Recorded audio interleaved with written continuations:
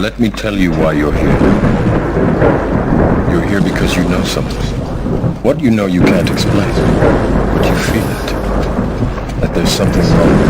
You don't know what it is, but it's there, like a splinter in your mind. Driving you mad. Do you want to know what it is? You can feel it when you go to work, when you pay your taxes. It is the world that has been pulled over your eyes to blind you from the truth. Like everyone else, you were born into bondage, born into a prison that you cannot smell or taste or touch. A prison for your mind. Unfortunately, no one can be told. You have to see it for yourself.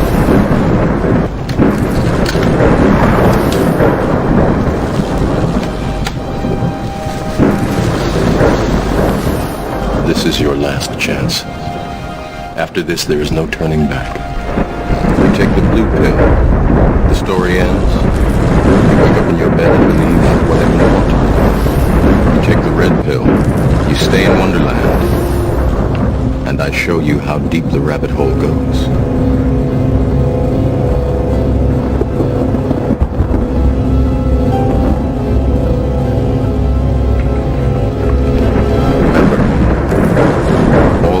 Is the truth, nothing more.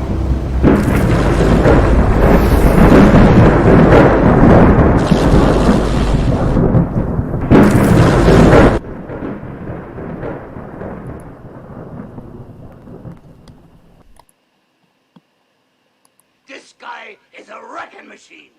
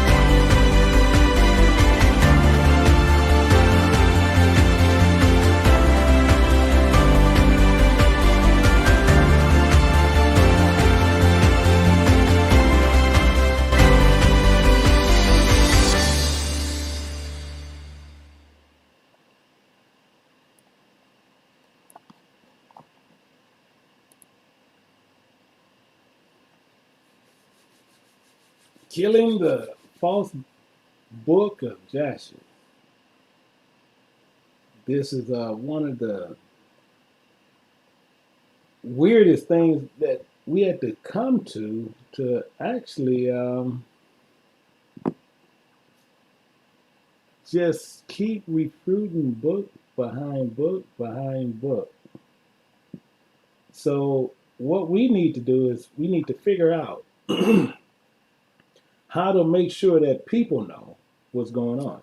So what I decided and I was led more to do is to teach against 3 books. Against the Book of Enoch, which we did in the past 2 weeks. We doing this week a Book of Jasher. And then next week we will take care of the Book of Jubilees. Now, I want to make this perfectly clear. As we said, even with the watchmen and people as such as him who love to use that Sefer Bible. If they're using the Sefer Bible and they teaching from the Sefer Bible, I will guarantee you they teaching you a false doctrine. Because what I'm going to be showing you is some things that really is so contrary to the Bible, it's unreal. So again, we're going to look at this, same as with the Watchmen and same thing with GOCC and same with IUIC and then with the UFOs and many others that teach in this form. Why? Because we're going to set the record straight. And as we said, we leave the thing open for a while to where if you want to challenge what was put forth, I will give you the floor and you can present it. But don't sit there and tell us to where, well, we just have to see it this way. You see, this the way this goes. You got to understand. No, what we want you to show us is some scriptures to prove your point. So, with all that said, we hear again another book, the book of Jasher, claiming to be scriptural because it states just a name that in the book it says Jasher. So as the watchman claimed how he studied these books, but he exhibiting in many others, exhibiting the lack of knowledge of precepts and the dependency on other resources to assist them. And then he said to get it right, he got it wrong in many others.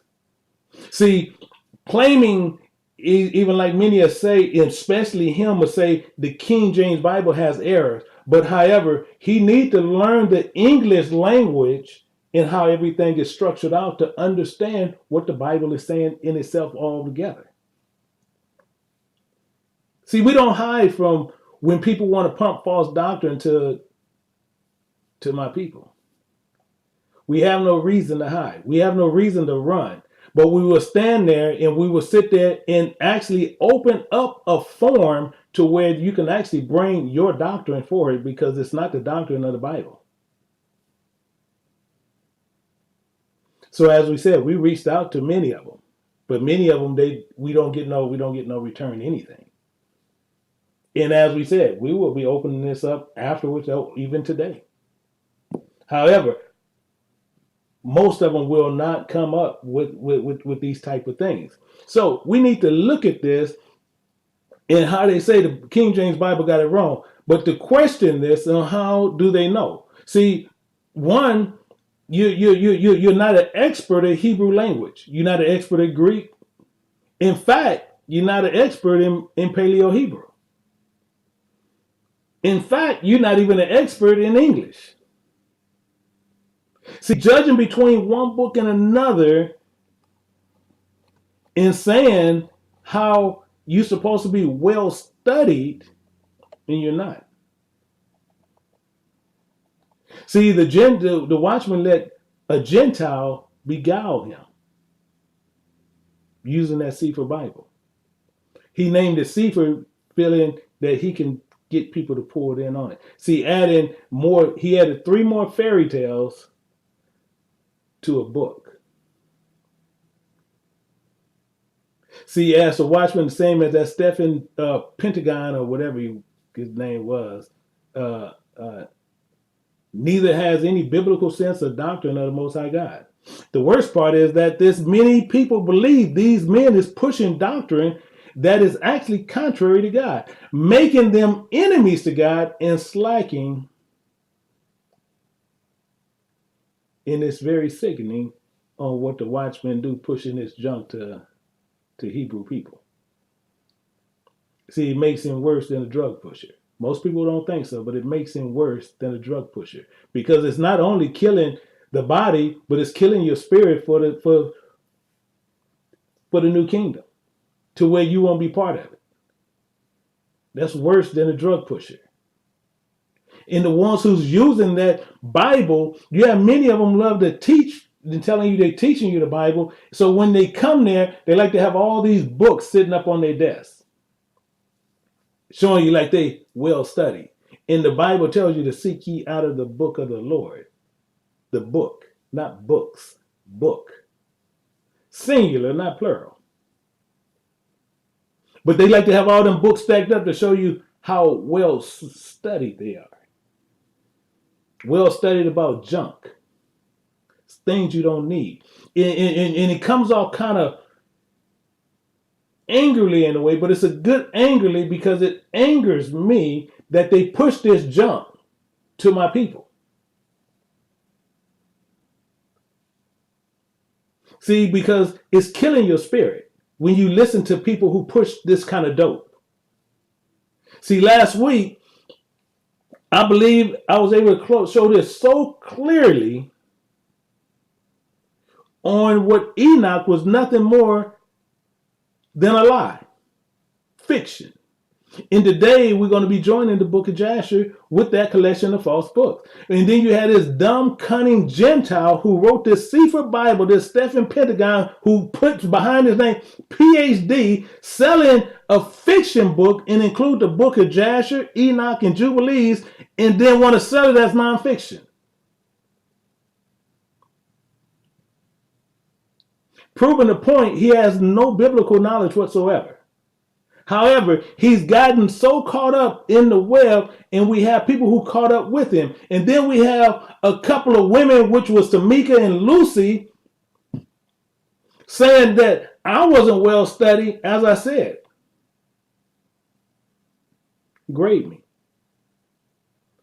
See, as I said to them, and I open it up. We can speak behind doors or wherever. But we see they didn't want to do that. Why? Because they're nothing more than what most of them are, hyenas.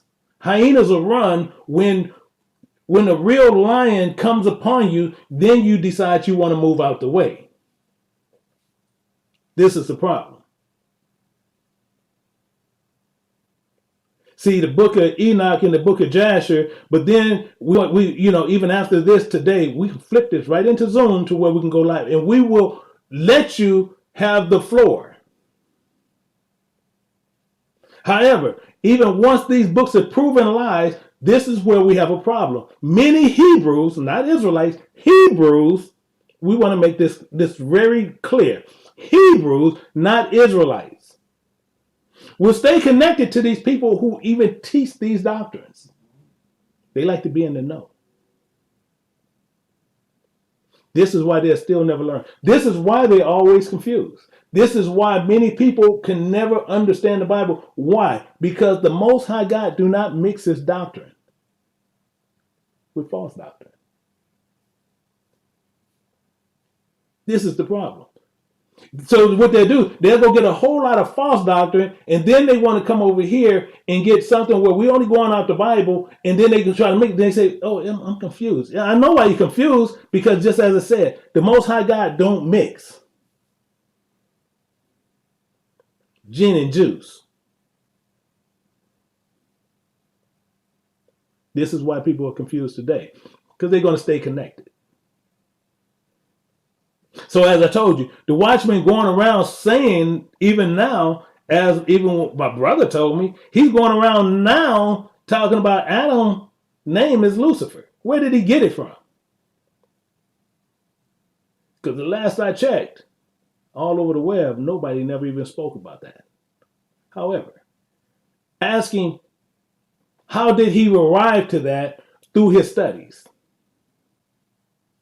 Ask him how did he arrive to that name through his studies and was able to connect them. I guarantee you he can't tell you. Because I never showed actually how the connection actually happened. So he's going around picking pieces off of other people's sites and learning, and then bringing it to you people and everybody else, and want to sit there and acting like he done learned something.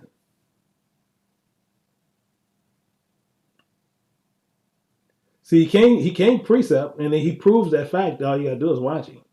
But we're gonna look at this, and we're gonna see what the skills are, because he's a plagiarizer of teachings. So the book of Jasher, this book even says to show you the silliness of this book of Jasher in the ones that teach from it. I'm going to show you the difference. I'm going to show you the lie. Because even in here, it shows that Abraham married his niece, his brother's daughter. And is not his half-sister from his father. So this is a lie we're going to even see. We're going to prove these things and many others. So welcome to King James Bible University Precept Mastery. I'm Elder Michael Johnson with the Lost Sheep of Israel. And we're going to put to death another book.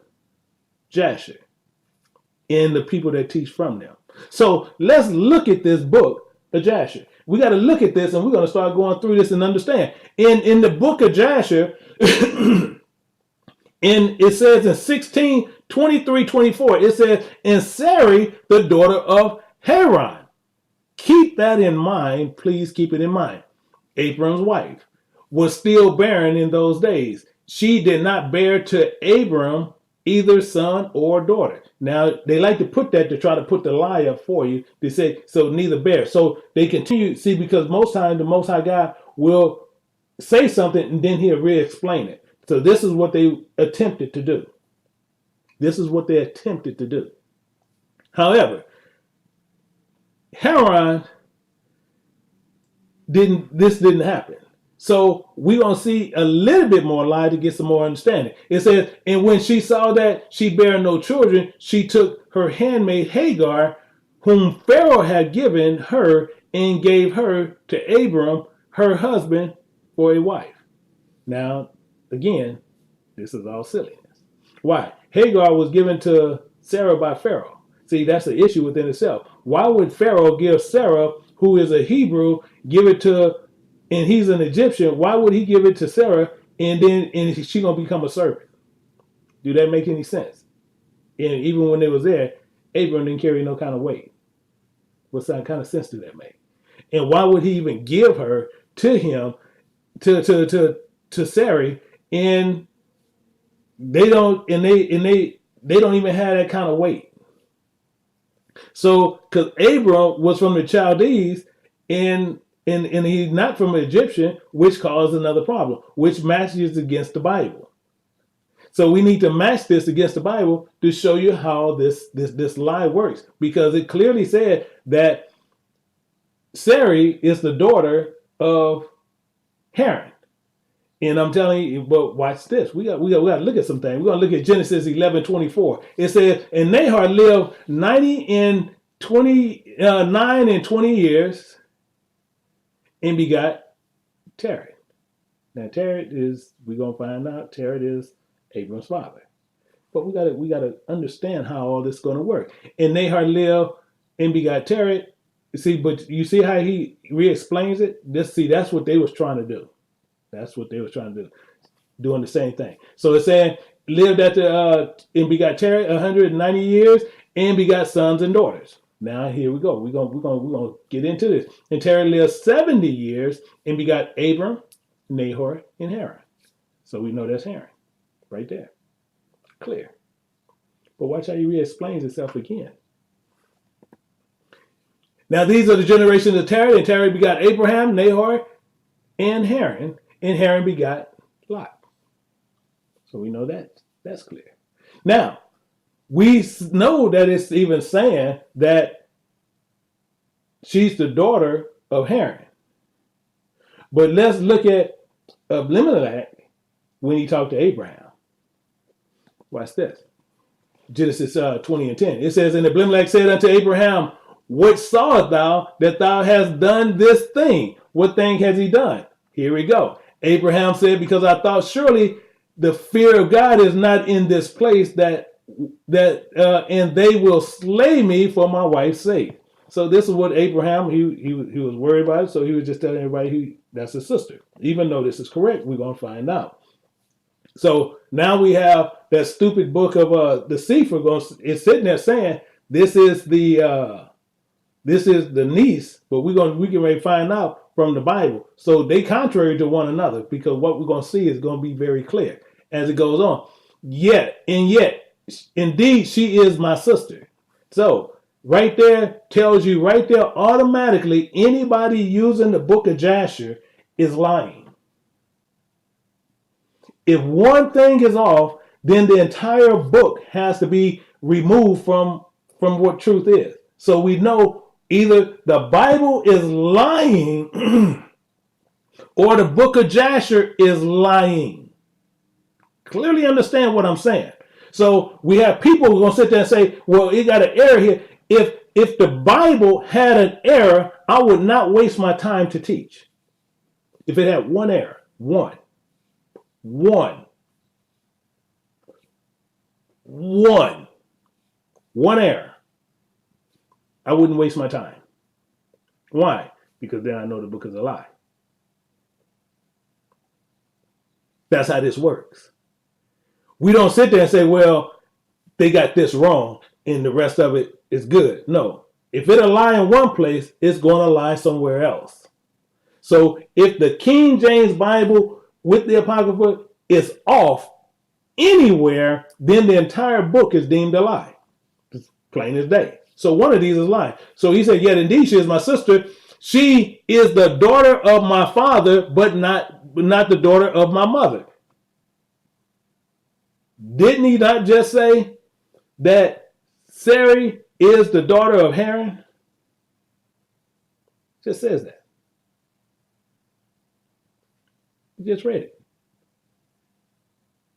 The daughter, but not the daughter of my mother, and she became my wife. So again, we have a lie.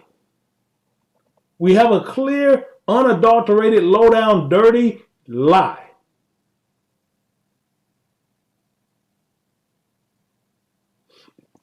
But people will still sit there, no matter what, to save face, to show you how proud people are. They're not going to change from this, and they're going to try to find a way to try to refute this lie, to get you to stay with them, to get you to support them. So if you stay with them after you see these lies and you stay connected, then who's the fool? They're no longer the fool. You become the fool because you stay with that lie. You believe in flesh so much I can't believe they doing it. As I said, if I sit there and pump you a lie, you need to tell me it's been cool. Deuces, got to go. See, and I'm telling you, that's what you should do to me if I lie to you on scripture. Plain as day. But people are going to stay with people based on the flesh. Clearly, we see this as a lie.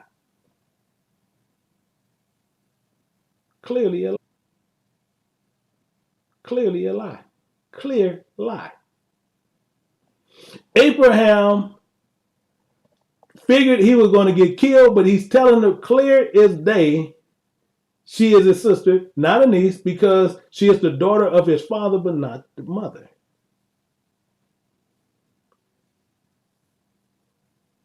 So Haran was the father? No.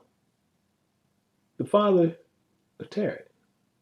Terah, the father of both Abraham and Haran. So we want to see why it's so important to know the English language structure. So this is why it's so important. This is why I'm getting, and see, this is why I say many teachers need to be taught again. Need to be taught again. Why? Because they don't understand, as I've been saying quite some time, many of them don't understand colons, semicolons, period, commas, question marks, and so forth. Why? Same as that stupid Stephen Pentagon, who says he has a PhD, don't know the difference. Don't know the difference. But since he's a Gentile, you guys are going to trust in what he's saying. That's silliness.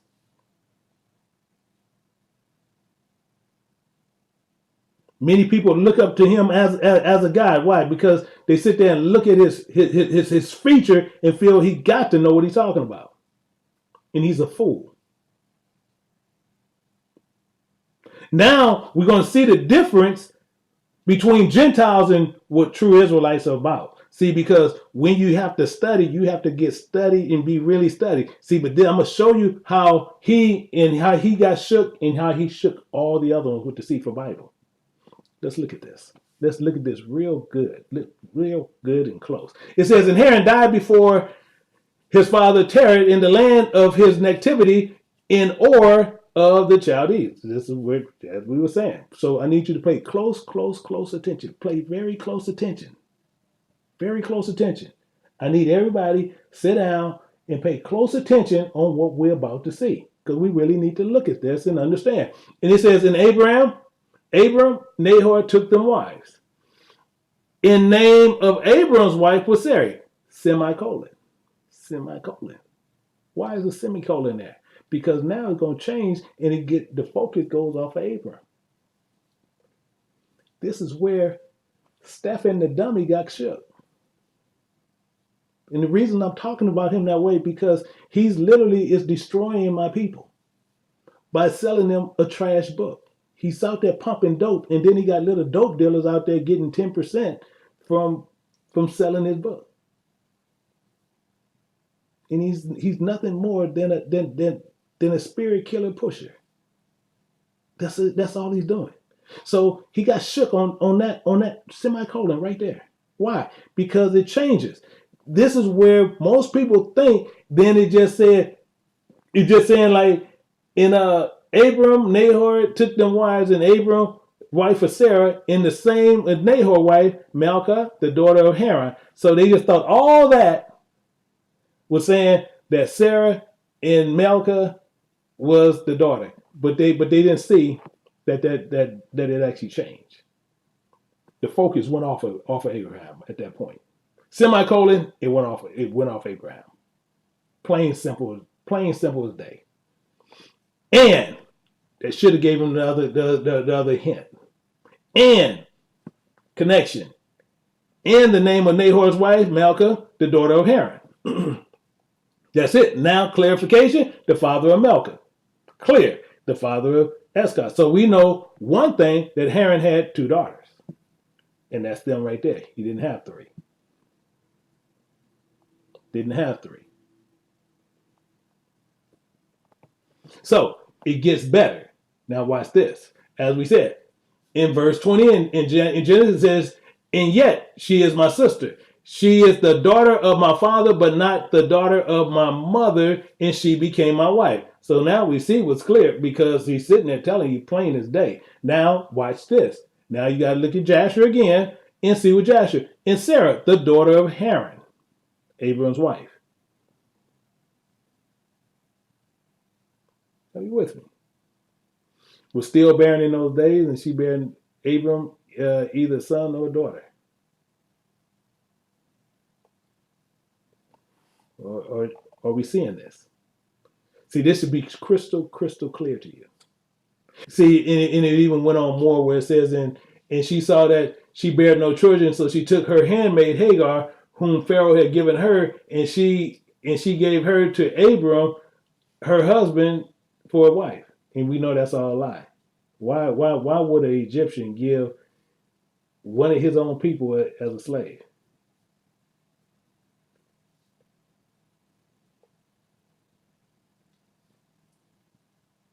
But it gets even better. It gets even better. Let's move forward. And it says in Jasher, it says, after this, Moses rose up from amidst the people, and he prayed to the Lord and said, you just got God again. Amidst. Why? Because they sitting here pushing a lie, but then you have, this is why I have to be on these so-called Hebrew teachers, because they want to sit there and tell you how well studied they are, how well studied they supposed to be, and they getting shook on this kind of stuff. They getting shook. Why? Amiss.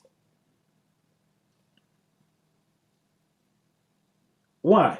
Because amiss in Jasher was written back in the old times before the Greek captivity. Amiss is a Greek word. So you got shook. See, many of them tell you they read Hebrew. Many of them tell you they read Paleo Hebrew. See, if they read Hebrew, they wouldn't have never seen that word. They got shook. That's why I say many of them will tell you that they read in Hebrew and they do all these things and they speak Shalom Mugab. This silliness, still speaking Yiddish. And when they seen that word amiss, they got shook. Because that's not a Hebrew word. That's a Greek word. So how is Jasher running around speaking Greek?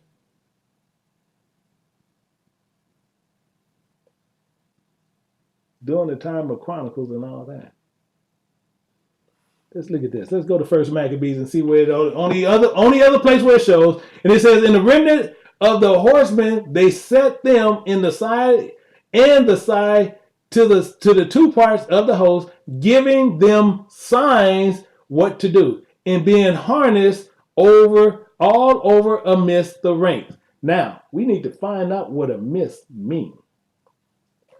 See, amidst, it can't be possible for what they're saying in Jasher. It's impossible. Why?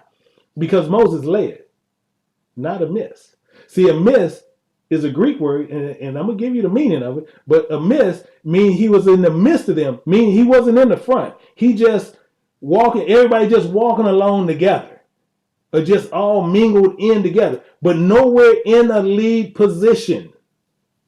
This is the problem. This is the difference. Why? Because then it would have said among. So we need to understand the word among and amidst. It's because amidst is just mingled. Among mean you better be not given a location, so like in the middle or mingle with the other. So we need to understand the difference in what they should have put there. So we got to look at this. Genesis 23 and verse 6, and it says, hear us, my Lord. And they talking to Abram because Abram was going to bury his wife. And he says, thou art a mighty prince. Where? It don't say amiss, do it? It says among us. In the choice of our sepulchres, bury thy dead. None of us shall withhold from thee his sepulchre, but thou mayest bury thy dead. Why it don't say amiss? Why it don't say you are a mighty prince amidst us? Moses rose up from amiss. We starting to see the silliness. See, these men are telling Abraham he's the mighty prince among them. See, in other, we got to look at some more. We got to understand the difference. And it says, and this is my covenant, which ye should keep between me and you in the seed after thee, every man and child, where? Among you shall be circumcised. Among you. Among you. It's not given a location. Amiss gives you an exact location. That's the point. Amiss gives you an exact location. Meaning what? If he's in the midst of the people, he's not in the league, he's mingled in somewhere in there with the other people, but not in the league. Among you, don't just give you a location. That's the difference. It's not giving you a location like amiss do. So, and now we see that amiss is only used in the Apocrypha. One time, nowhere else in other scriptures. So as I said, you see why this book is so far off in so much of a joke. However, Moses prayed. Moses prayed in Jasher. He prayed. So we need to look at this and see what he prayed about. Let's look at this and see what else. It says, O Lord God of the whole earth, save now thy people, whom thou doest bring forth from Egypt, and let not the Egyptians boast that power and might are theirs.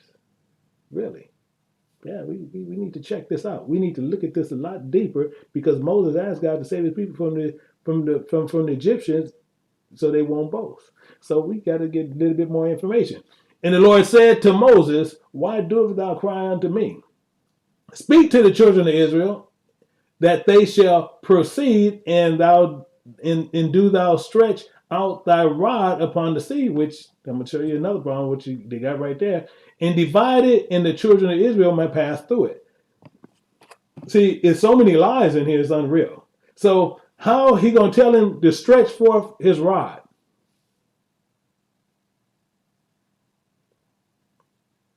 He said to stretch out thy rod. So it's like an umbrella. It can open, it can retract, and it can attract and retract.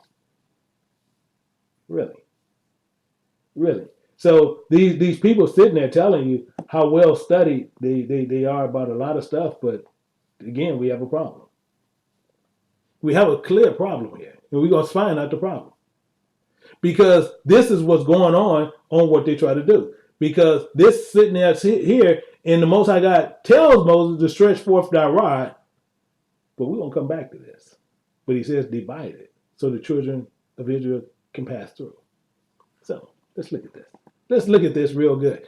Exodus 14 and the most, therefore cries out thou unto me, speaking to the children of Israel, that they go forward and do what? Watch this. But lift up. Oh, lift up. But lift up thy rod. This says stretch out thy rod. But you can stretch out thy hand over the sea. Oh, makes sense, don't it? You see the lie down there, don't you? And I know y'all see it. So people are going to sit there and say, oh, he's playing with semantics. No. What we're doing, we're showing you the lie. Because you can't stretch out a rod. The rod is solid. But you can stretch forth thy hands. And divide it, and the children of Israel may go on dry ground through the midst of the sea. So we see the lie. Because he's saying stretch out thy rod. And you can't stretch out a rod. That don't make sense. And divide it. Can't happen. So again, we see how the lie is going on. Because a rod don't, it don't go out and retract back in. But you can stretch forth your arm in a more wider distance. And the problem that you have this going on, so that the children of Israel can go through the middle of it, as he said. So because he tells you right there in verse 10, go through the mist of the sea, go through the middle of it. But the book of Jasher is saying pass through it. But we're gonna see the problem in the coming verses of Jasher. Even more issues. Even more issues. Let's look at this. Let's look at this, and we're gonna go through Jasher. And Moses did so, and lifted up the rod upon the sea and divided it. He divided it. So he lifted up the rod, and you see already some more problems with the language, but that's okay. We have to sit there. We got to remember this is fairy tale. Some people believe it, but we got to remember it's a fairy tale. So we got to overlook some stuff. Now, and he divided it. But let's move forward. And the waters of the sea were divided into 12 parts.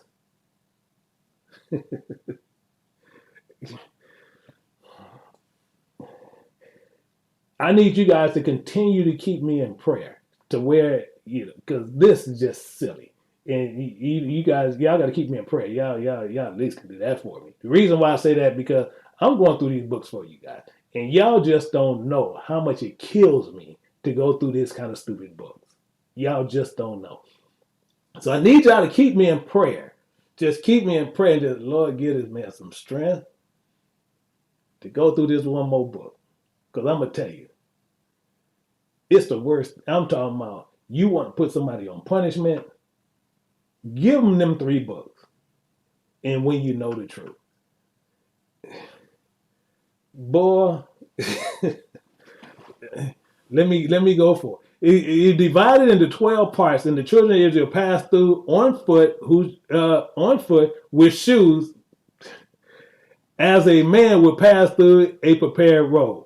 So why do it say 12 parts? Because I'll tell you what, I'm just thinking, why would they say, rotate, 2nd Esdras 11:14, and the world was divided into 12 parts. Oh, dang, that's where they got that from. That's where they came from. That's where okay, I get it. They got it. So even so, when you look at it and you see how they divided it, so now we know with 2nd Esdras it said, and the world was divided into 12 parts. But we see Jasher telling you it was divided into 12 parts.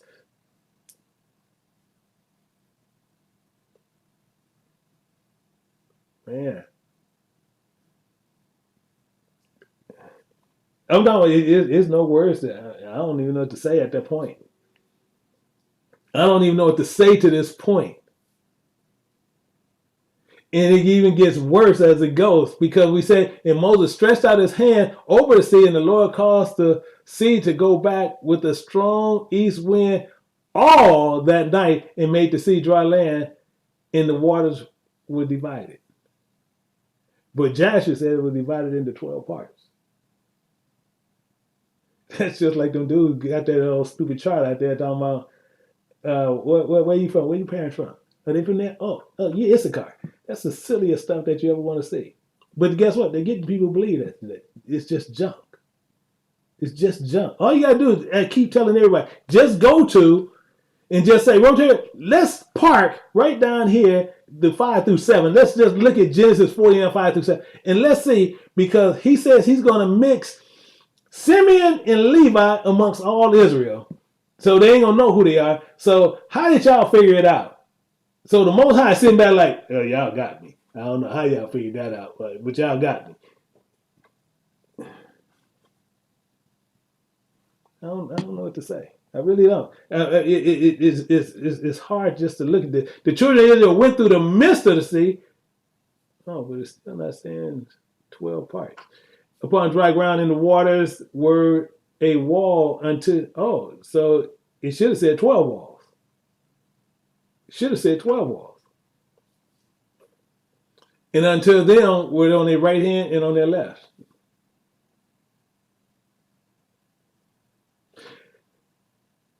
This is not even crazy enough.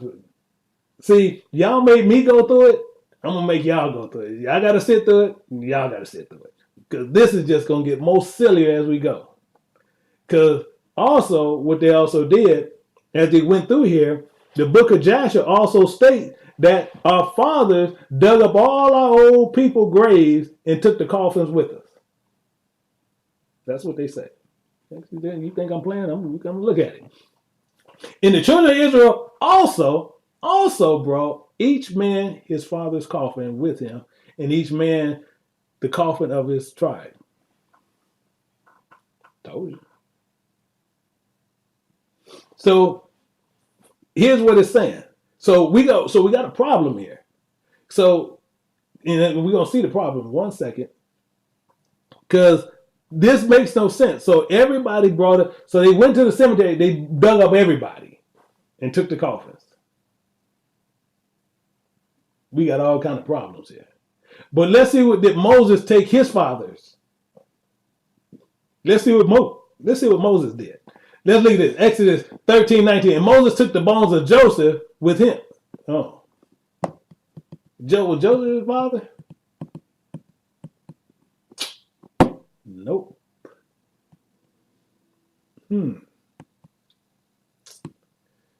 Joseph took his father. Didn't take his mama. Didn't take his daddy. Didn't take his uncle. Interesting that Moses didn't take, all he took was Joseph's bones. Actually, didn't even take the coffin.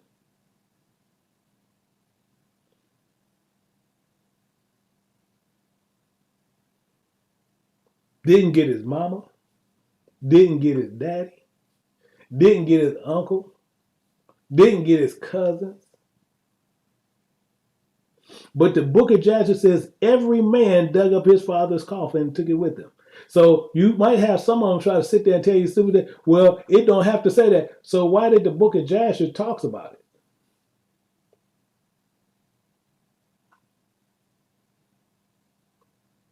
But it gets stupider. See, I think I'm playing. It get more silly than this. It get way more sillier than this. We have to look at some of the plagues. We have to go into the plagues. Let's look at this. And the Lord sent again to cause all over the waters and bring forth frogs. See, we got to look at this, because after he did the first one, he stopped using Aaron and Moses. You think I'm playing, but you're going to see this. I'm going to show you this in scripture. Because everything that you see, Aaron and Moses had to do something after they come into contact with Pharaoh. However, in the book of Jasher, the Most High just told them, get out the way. I'm just going to put down the smash. and I'm going to take care of it, handle this myself because I'm mad. Let's look at it. So the Lord sent again the cause over all their waters and bring forth frogs, and all the frogs came into the houses of the Egyptians. Now, I need y'all sitting down because it's gonna get truly stupid. But I want y'all to be sitting down because I don't want nobody to call me saying that I made them trip. So let's look at this. And it says, and the Egyptians drank, their bellies were filled with frogs, and they danced in their bellies. They danced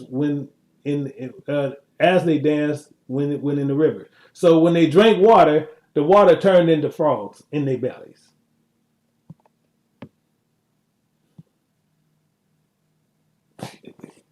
If I tell y'all this, y'all ain't gonna believe me unless I show you. But you can go and get a book of Jasher. You can look at it. You can look at it. You'll see it. They drank and their bellies were filled with frogs. And they danced inside their stomach. Think about that.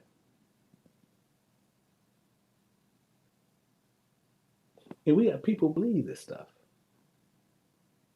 Wow. Wow. God did that. Wow. But it get better. It get better than it. Think I'm playing, huh? And all their drinking water and cooking water turned to frogs. Also, when they laid there in their beds, their perspiration breed frogs. I caught you again.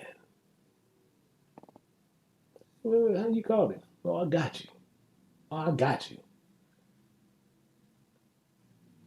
See, when you, as I said, and as I told them people who do Jasher and talk about, you see, people who just study, you King James Bible only people, or however you want to say it. You say we not well studied. Well, grade us. You grade us, and you check it. See, because I got you, and I know where you got us at, because and they laid in their beds and their perspiration breed frogs. I got you. Where? Their drinking water and cooking water turned even to their perspiration. There's a problem. Perspiration do not even come on the scene until the 1620s and 30s. Perspiration. That word perspiration don't even come on the scene. So how did the book of Jasher get the word? Oh, they got in the time machine. Because I know this. Book of Jasher in Genesis is not too far. So why do it say in Genesis 3:19, in the sweat of thy face thou shalt eat bread until thy return to the ground? So why it says sweat here? Not too long after perspiration. And you can't find that nowhere else in scripture. But they'll sit there and say, no, that ain't fair. Cool, no problem. Let's move up to Ezekiel.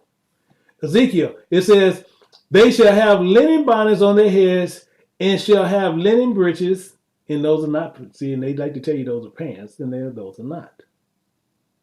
So that also tells you who you're learning from.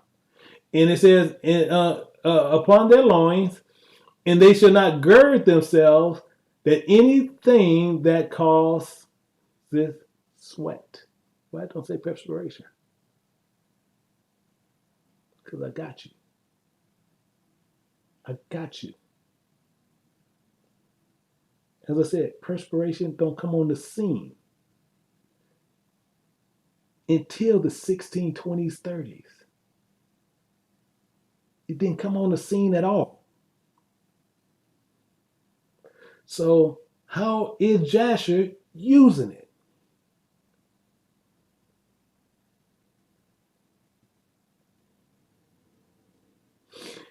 This is the problem.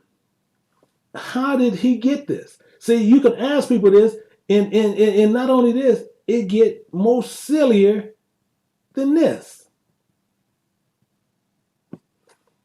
Let's move forward. Jasher 80 and 9 and 10, it says, notwithstanding all this, the anger of the Lord did not turn from them.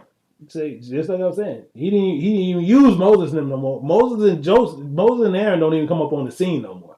The Most High is just going off. And the hand was stretched out against all the Egyptians to smite them with every heavy plague. He just said, y'all get out my way. Y'all go back, play dominoes, do whatever y'all going to do, because I'm going to handle this from this bit out. That's pretty much what the Most High is technically saying, because you don't even see Moses and them even brought up anymore. But he goes on. And he sent and smote their dust to lice, something that they just stole from the Bible.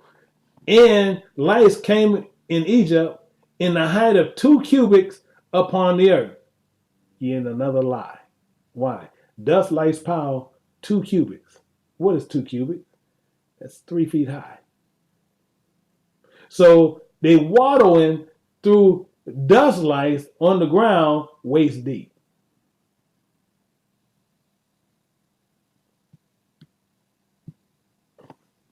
You can't make this stuff up, folks. Book of Jasher. You can't make it up. You can't make it up. But watch this.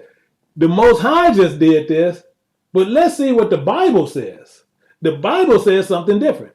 Exodus 8:16, it said, and the Lord said unto Moses, say unto Aaron. So he said, Moses, I want you to tell Aaron something. Stretch out thy rod. Stretch out thy rod in what? And smite the dust of the land, that it may become lice throughout the land, throughout all the land of Egypt.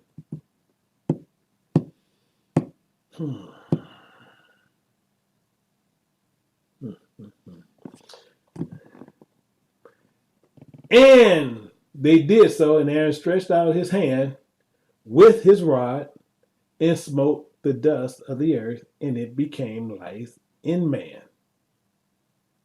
In the beast and in beast, all the dust of the land became lice throughout all the land.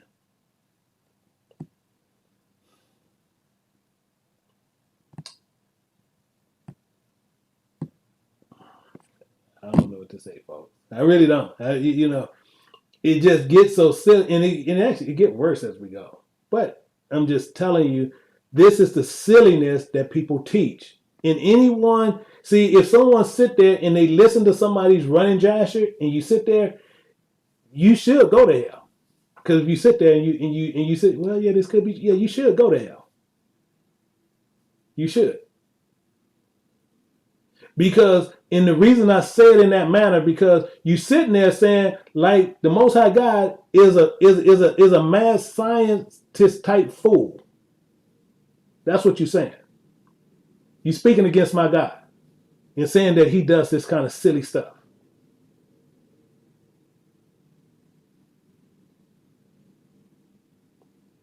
This is the silliness on what people teach. But it gets worse. It gets worse as we go. See, because Aaron did command Moses, he did the commandment of Moses, and according to Jasher, God did it without Moses and Aaron. He did it without them. But that's not even it. We got to go, we got more. We have more. Notwithstanding this, the anger of the Lord did not turn away, and his hand was still stretched out over Egypt. He was hot. So he ain't even done. So he ended up doing more stuff and told Moses that what was Moses doing? Lord, do you want me to do anything? No. Stay where you're at. I'm handling this now. I got this because I'm mad. Let's see what he did. And the Lord sent all kinds of beasts of the field in Egypt, and they came and destroyed all Egypt, man and beast, and trees, and all things that were in Egypt. Moses, don't you even come over here, because I got this. And the Lord again sent the plague out without, Moses probably didn't even know about this. Moses, I didn't know the Lord did this. I didn't even know this went down. And what did he do? He said he's going to destroy everything. And let's see what he did. And the Lord sent fiery serpents, scorpions, mice, weasels, toads, together with all other creeping in dust. Can't make up this stuff, folks. You can't make. So the Most High sent all this stuff to him and one time. I'm mad. I'm sending everything. I'm going to empty out my drawers on you guys. Because I'm mad. But he ain't done. He also sent those flies, hornets, fleas, bugs, and gants. Each swarm according to his kind. What is that according to his kind? You know they pulled that from Genesis. But that's okay. But I'm just showing you the silliness that people teach. He ain't even done yet. So he sent these things because he's mad. And all he had to do is, with the speak of his voice, could have got rid of everything. But he going to send all these things to you, and then you got frogs jumping up inside you. When you sweat, you're sweating out frogs. You're doing all, you got the fiery serpents, you got the dust, you got all this stuff happening in silliness. But it gets on better. It gets better because then, and all reptiles and winged animals, according to their kind, came to Egypt and grieved the Egyptians exceedingly. Really. He ain't even done yet. I told you he was hot. According to Jasher, he's hot. Let's see what else he did. And the fleas and flies came into the eyes and ears of the Egyptians. Told you, can't make this stuff up, folks. Can't make it up. What else did Jasher and them do? What else? And you see how detailed. We'll talk about that. We'll talk about it. But we got to see what's going on. And the hornets came upon them and drove them away, and they removed from it until their inner rooms, and it pursued them. So these hornets sitting there said, "Hey, they over there. Let's go chase them." And they chased them.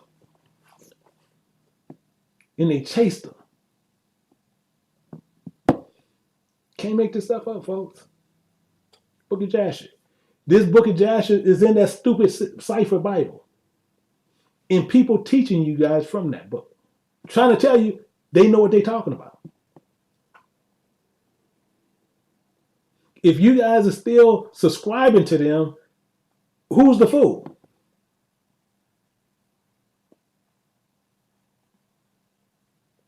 This is the silliness that you do. But let's look at this and get deeper.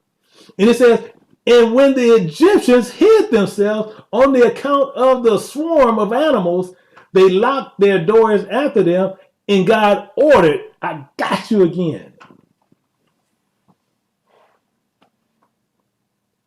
The Sulanah, silliness, which was in the sea and came up and go into Egypt. A Sulanah. I'm going, wait a minute. They hid themselves and locked the door, and God ordered, I got you. God don't order that such things as that. He'll prepare it. So what he did, the Sulanah down there eating sea roaches and everything else. I don't know what it eat, but it's down there doing whatever it's saying it's doing, whatever the Sulanah is, because there ain't no such name nowhere. Hebrew, Greek, Latin, nowhere ain't no such thing as a Sulanah. But anyway, he down there. We'll just say he down there eating. I ain't gonna say he's eating my sushi, but let's say he's down there and he's eating sea roaches. Let's say he's eating sea roaches. So as he's sitting there, he's eating sea roaches. All of a sudden, Most High say, "Hey, Sulanah, yeah, I'm here, Lord. Yeah, I need you to go up there and I need you to do something." Okay, what you want me to do? That's what he did. We'll just say he did that. Now, it get better. And she, I'm sorry, it's a she. So, my mistake. So, she had long arms, 10 cubits in length of the cubit of a man. So, 10 cubits is 15 feet. 15-foot long arm. So this is what it happened. So let's see what this Sulanov did. We got to see what it did. We don't know what it did. We need to see what it did. It then said, and she went upon the roof and uncovered the raftings of the floor and flooring and cut them. So her hands must have been like scissors to where she can cut. I don't know. This book of Jasher, y'all got to talk to some of them and actually talk to the watchman. He can probably explain that to you. But I can't, because that's silliness. However, he stretched forth their arms in the house and removed the lock in the bolt. So he removed the lock in the bolt and opened the door. Opened the house of Egypt. That's what it did. So they say, Lord, you want me to lock this door? Yeah, unlock that door. Unlock that door right there so we can get them. Okay, so what they did, they unlocked the door. Afterwards came the swarm of animals into the houses of Egypt, and the swarm of animals destroyed the Egyptians and grieved them exceedingly. Can't make this stuff up, folks. Can't make it up. Cannot make it up. I'm telling you. So the sea monster did what it, so it went in there and it destroyed the Egyptians. So the Most High sent some locusts upon them. I'm telling you, I can't make this up. I'm telling you, you got to stay with y'all stay with the fairy tale. Y'all messing me up. You got to stay with the fairy tale. So this is what happened. Back in Jasher, the Lord sent and brought numerous locusts into Egypt. Y'all know that silly structure, but that's beside the point. We got to stay with what it's saying. So let's not trip. And the Lord sent and brought numerous locusts. Structure silly.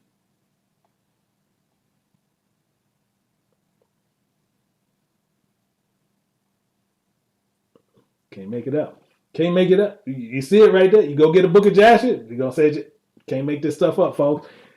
The chisel, the Solomon, the gargoyle, the gargoyle, locust, each of its kind, which devoured all that the hail had left remaining.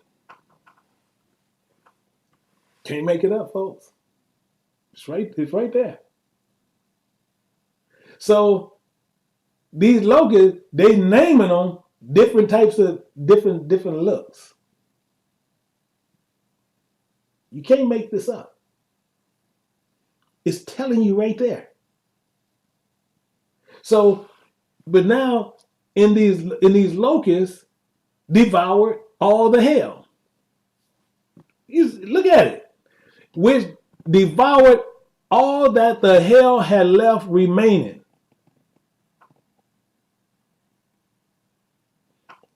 Can't make it up. Let's look at this in Exodus. And Moses stretched forth his rod. See, now Moses doing it, but in Jasher saying God did it. But that's beside the point. Towards heaven, and the Lord sent thunder and hail. So with the thunder came hail. And so it had something else with it. And the fire ran along upon the ground, and the Lord rained hail upon the land of Egypt. So we had thunder, hail, and fire running along the ground with it. They did better in the Ten Commandments, in that false Ten Commandment movie, doing this, than what the book of Jasher saying. Well, okay, let's just move forward. But watch this. Well, watch this. So there was hail and fire, and what? So there was hail and fire mingled with hail. Very grievous, such as was none like it in all the land of Egypt since it became a nation. So we know hail is there and is mingled with the fire. So I got a question for you. Tell them and explain this. This don't make no sense. The Egyptian rejoiced at the locusts, although they consumed that produce of the field, and they caught them in abundance and salted them for food. How in the world they did that, and how did the locusts eat up the fire? And then they salted them. They, okay, well, I might well go on and salt them up. Hey, God, come on over here, man. Let's eat a few of them. Can't make it up, folks. Jasher. Jasher, when you match it with the Bible. But this ain't even done yet. See, because they got caught salting them and they salting them for food. But not only that, the Most High God hooked up some Israelites. Think I'm playing? Look at Jasher 80, 37, 39. It says, at that time died many of the people of Israel who rebelled against the Lord and who would not hearken to Moses and Aaron. Now Moses and Aaron back on the scene. First they weren't on the scene. Now they're back on the scene. But that's beside the point. And believe not in them that God has sent them. Why? As soon as Moses said one thing, they leave, and then God did everything else. So I don't get it. But that's beside the point. So watch this. This is where it's going to get truly, truly, truly silly. Because he hooked them up. They died. So this is what they did. And who has said, we will not go forth from Egypt, lest we perish with hunger in a desolate wilderness, and who would not hearken to the voice of Moses. So they pre-telling Moses now what they ain't gonna do it because they already know what's out there. They know more than God. Telling you folks, can't make it up right there. Right there. They said, well, you know you had to. No. They telling Moses, I will not go forth from Egypt, lest we perish with hunger in a desolate wilderness, and who will not hearken to the voice of Moses. Because Moses telling you, yeah, we need to roll out there. They said, no, we ain't going because we're going to die. That's all they're saying. Don't let people fool you. But watch this. And the Lord plagued them in 3 days of darkness. Who? The Israelites. He hooked them up. But watch this. And the Israelites buried them in those days without the Egyptians knowing of them or rejoicing over them. So they sitting there saying, well, we don't want them to know that the Most High hooked up some of us, so we're going to bury them, and they won't know what's going on. I read it again. Y'all think I'm playing? Let's read. And the Lord plagued them. Who? Israel. Tell you right. Think I'm playing? And the Lord go forth, they'll perish. Think I'm playing? Look at that right there. Many people of Israel who rebelled against the Lord, they died. That's what I'm saying. The Lord plagued them, Israel, in 3 days of darkness, and the Israelites buried them in those days without the Egyptians knowing of them or rejoicing over them. Shh. We don't need them to know, because they find out, then they'll know God is this way.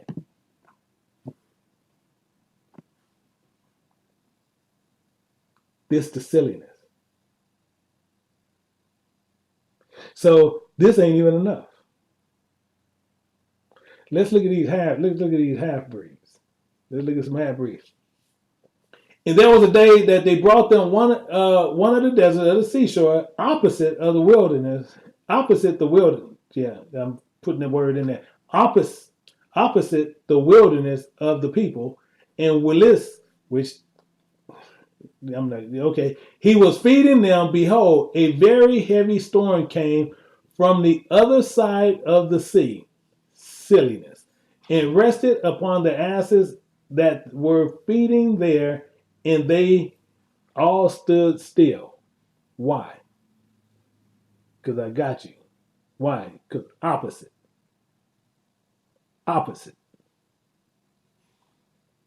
This word is never been used in the Bible itself. It's contrary even in character. Why? Because it's coming from the 1570s. It's an adverb in the 1800s.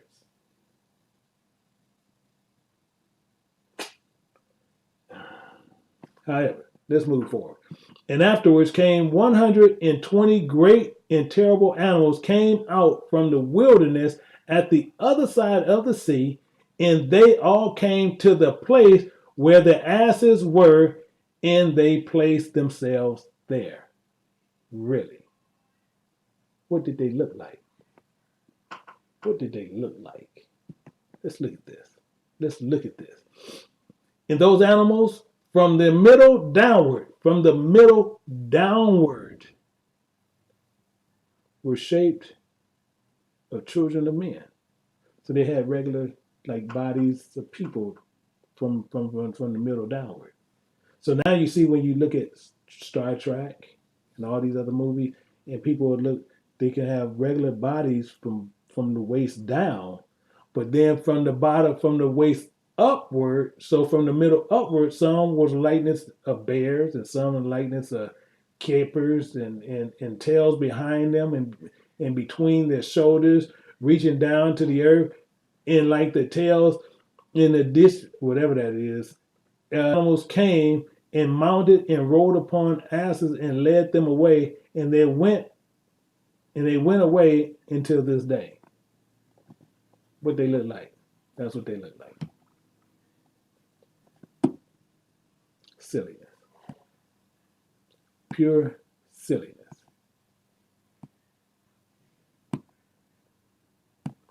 So when you look at these movies where you seeing people, they got these animal looking stuff like Star Trek and stuff like that. That's where they're getting that stuff from. Greek mythology. Greek mythology.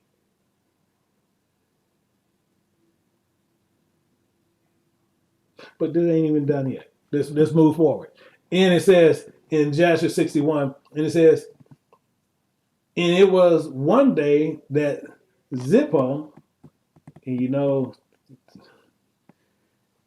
it's just so much just silliness in there.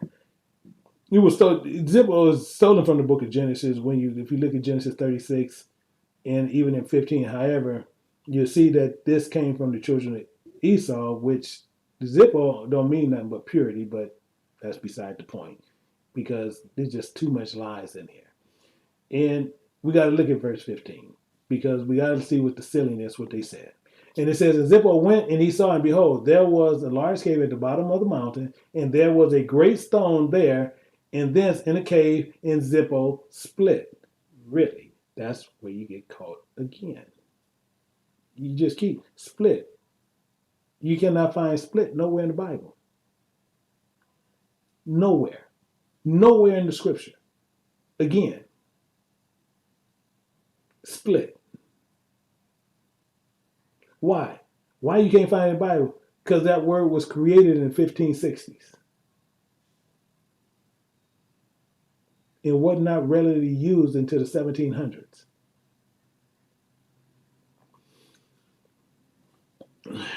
Okay, let's move forward. But this showing you study, unstudied, because this stuff they should know this verbatim. If they say they well studied, they should know this verbatim.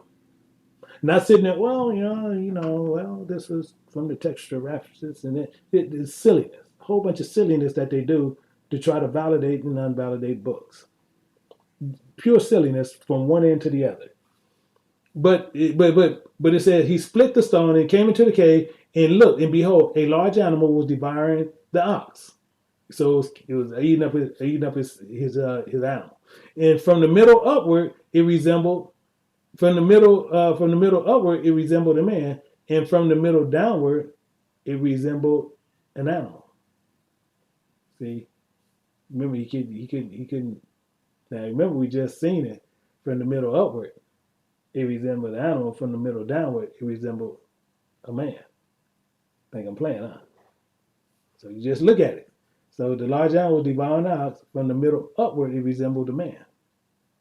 From the middle downward, it resembled an animal.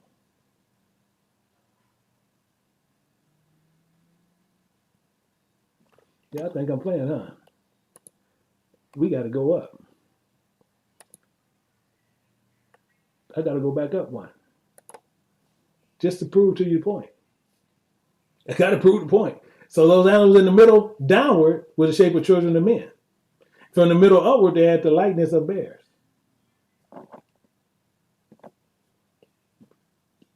Let's go back. So now we're going right back here again. From the middle upward, it resembled a man, and then from the middle downward, it resembled animals. So somebody need to go back in time and tell that dude who wrote the book of Jasher he need to switch. He need to switch one or the other around because he kind of got that off. So just tell him, we just found some incorrections, so he need to correct that. But then we have another problem because split is not actually in there. And it can't be found nowhere in scripture, and it was created, like I told you, in 1560. It wouldn't really start being used until the 1700s.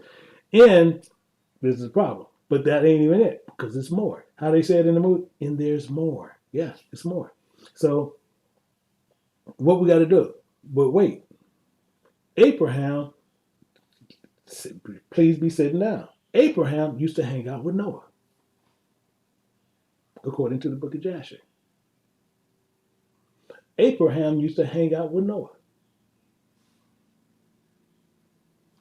Let me see. Think I'm playing. Y'all think I'm playing? Well, we got to look at this. It says, in the 50th year of the life of Abraham, Abram son of Terah, the life of Abraham, son of Terah. Okay, Abraham came forth from the house of Noah and went to his father's house. We have a problem. So why we have a problem? Because Noah lived after the flood 350 years and then died. So this is impossible. It's impossible. But let's look at this. Abraham knew the Lord and went in his way in instruction, and the Lord, his God, was with him. Interesting. See, this is the problem because it's saying he was 50 years old when he knew the Lord, and he didn't come to know who the Lord was until he was 75 years old. So this is the problem. But we're going to see some problem even with Noah. So we're going to look at Genesis 9:28. It says Noah lived after the flood 350 years. That's what he did. And after 350 years, Noah died. All the days of Noah were 950 years, and he died. And he died. So if he died, in fact, Abraham was 75 when he first learned of the Most High telling him to leave. So where did Noah come in at? Why don't you know the Most High would have had Moses penning that stuff? Let's look at this. This is, I'm telling you, it's just pure, it just goes to just bone stupidity. And now the Lord said unto Abram, get thee out of thy country and from thy kindred and from thy father's house unto a land that I will show thee. And he wasn't 50. Let's look at that. And Abram departed as the Lord had spoken unto him, and Lot went with him, and Abram was 75 years old when he departed out of Haran. What part are we missing? What part are we missing here, folks? I'm just showing you the silliness that Jasher does. So when people want to sit there and tell you anything about Jasher and you match it, you see the incorrections are there.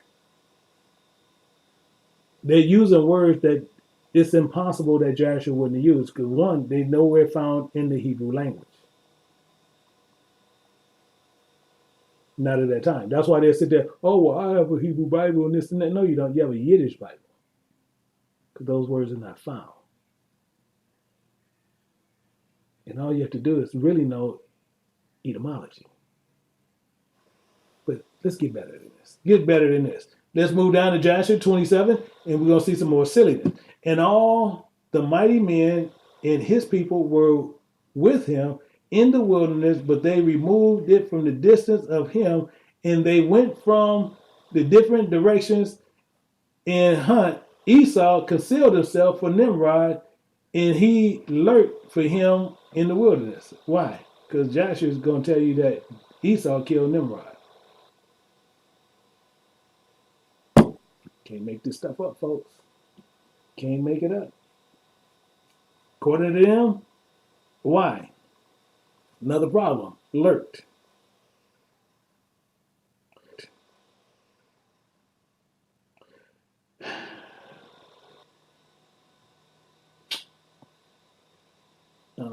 to say, folks. I really don't. It just makes you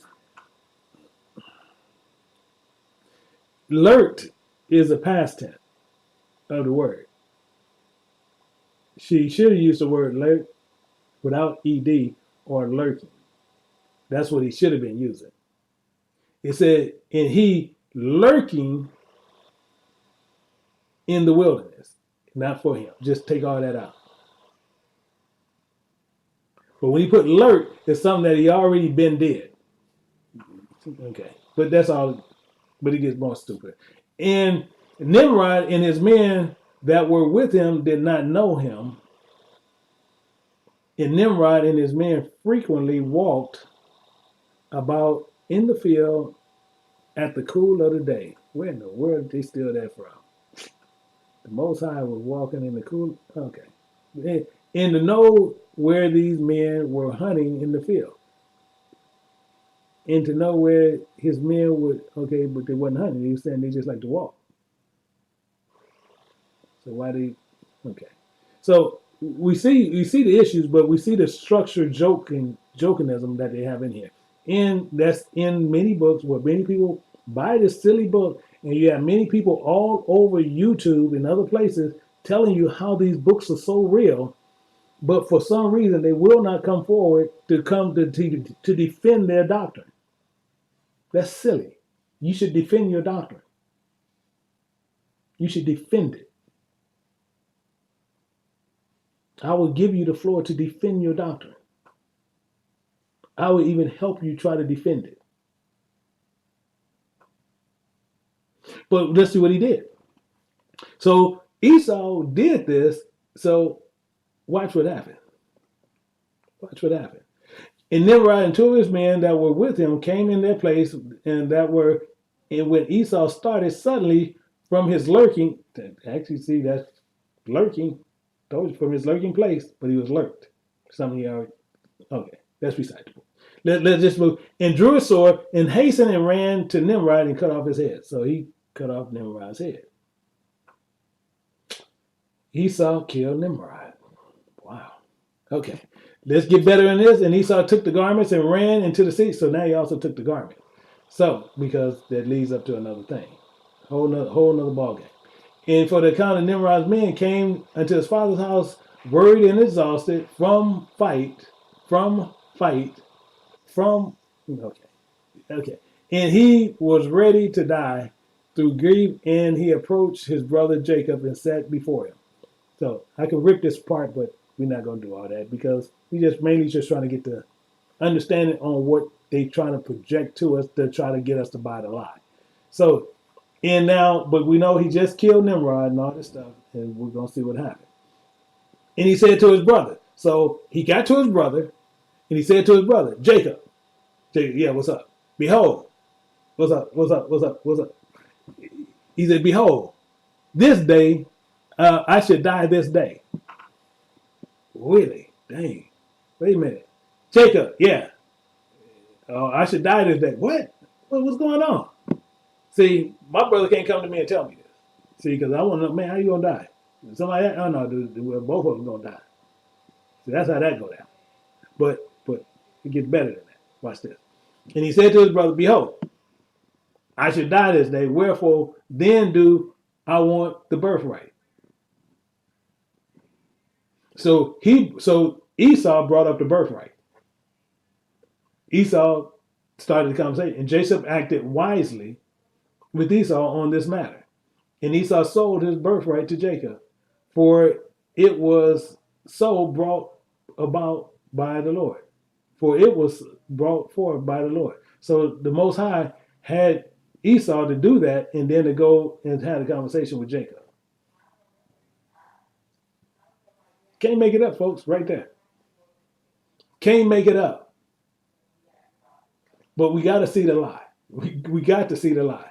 Let's see, because we just seen the lie, now we're going to see. And Jacob saw a pottage, and Esau came from the field and was faint. Why? He was faint. He had to play this off. We're going to see what happened. And so Esau came from the field, was faint, and he was weak. So he really just playing a game with it. He's out there hunting, but he was actually playing a game with his brothers. And talking about he going to die if he don't eat. Technically, so evidently, Jacob knew how to throw down on some lentils. Technically, what was going on. That's the only thing we can see here because Esau gonna play a game on him. Here we go. And Esau said to Jacob, "Feed me. Bro, I'm hungry." So evidently, see, but my brother, same thing with me and my brother, but I think my brother got me on cooking. My brother can throw down. That's one thing he can do. He can throw down. But the main thing is this. Jacob is sitting there, he the cooker. So in this part, I'd be Jacob, my brother's the older, but my brother can throw down. So we just sit there and just say, so he come to me and say, "Hey man, feed me, man, feed me. I pray thee that same red pottage." So evidently Jacob can throw down some red pottage. I told you he could throw down some lentils. "For I am faint." Therefore his name was called Edom. So that's why I called him D. Plain and simple, but let's keep moving forward. Let's get an understanding. Now watch this. And Jacob said, now in the book of Jasher, Esau started the conversation, but Jacob said, "Sell me this day thy birthright." And Jasher is telling you opposite. It's telling you the opposite. But it gets better. And Esau said, "Behold, I'm at the point to die." Man, come on, dude. Man, I'm about to die, man. Come on, man. Because Esau just want them lentils. And he said, "And what profit shall this birthright do me?" Man, just go, man, just give me the food, man. That's all Esau want. Esau want them lentils. But watch this. And Jacob said, swear to me this day." See, Jacob's serious. And he swore to him and sold him his birthright. How do we know Esau wasn't serious? Because Esau went later. Esau said, "Hey, he supplanted me again." But Jacob was serious. Esau wasn't. So let's look at this again. Let's go right back up to the book of Jasher. "And Esau took those garments and ran into the city and counted Nimrod men. And he came to the house where he was exhausted from fight, and he was ready to die and grieved. And he approached his brother and Jacob and sat before him and watched you talk. And he said to his brother Jacob, yeah, what's up? What's up? Behold, I should die this day." You're going to die. He said, "I'm faint." "Hey, dude, man, I want some of them lentils, bro. I want some of them lentils." So we see how this lie is running. We see how they run this lie. So this is what was going on with that, and that we see. So we need to understand how the book of Jasher runs. And this is not only it. So we know that even speaks of the garment that he made for Adam and his wife. And this is the problem that they have, because they talking about Esau took those garments. Because in the book of Jasher, it tells you that they took that coat. Can't make it up, folks. Let's look at some of this. Psalms 32:1, "Blessed is he whose transgression is forgiven, whose sin is covered." Whose sin is covered. We need to think on that one. Why? Whose sin is covered. Why? Because the Most High covered them. He covered their sins.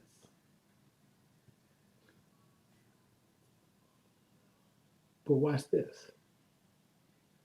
You have to look at this. Genesis 33:21.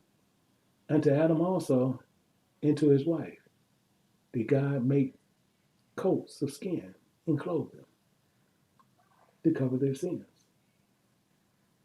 Plain and simple. But they sitting there thinking they running around with a coat. This is the silliness that they teach. Pure silliness. Gets even better. Romans 8:3, it says, for what the law could not do, that it was weak through the flesh, God sending his own son in the likeness of sinful flesh, and for sin, condemned sin in the flesh.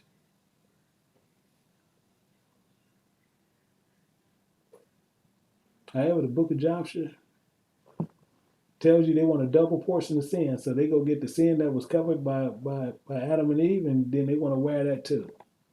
This is the lie that they teach. This is what goes on as we see Scripture as they teach it. So what you want to do is always remember what goes on together, and never go through there in another way. I'm trying to see why it's not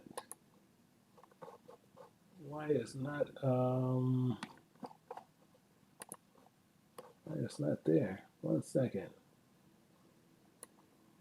There we go. I don't know what was going on there. But what I want to do, I'm getting ready to open up the chat. And if you refresh your screen, you can actually go into the chat actually right now. And the chat should be open.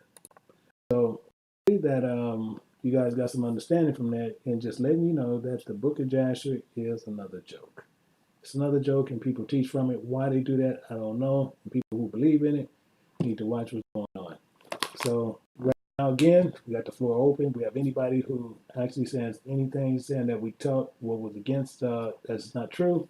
I'd be more than happy to where we will flip this over to where I will actually open up Zoom, and we would go into Zoom, and we would move forward on that itself.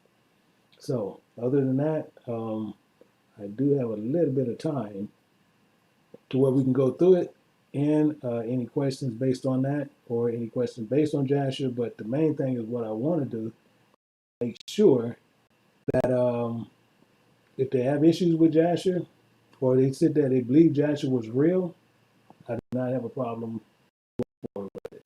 I do not have a problem with that. So that I'm looking at what's going on to see anything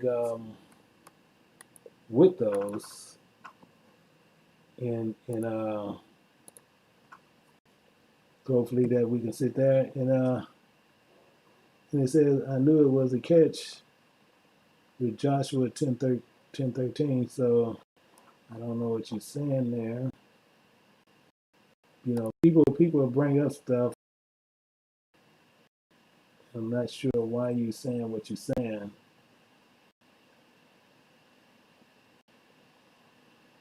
And I'm trying to sit there and see. I'm going to just try to see what's going on. Let me see. Yeah.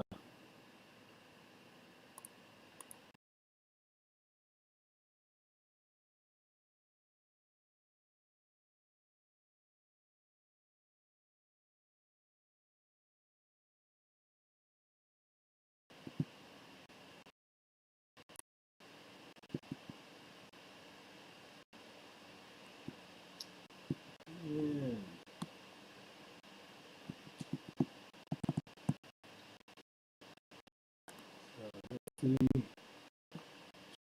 10:13. Let's go there right now. We're going to look at Joshua 10:13.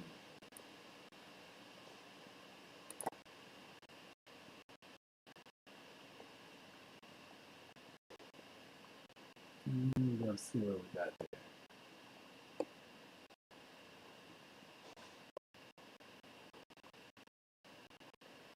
And 10:13, we have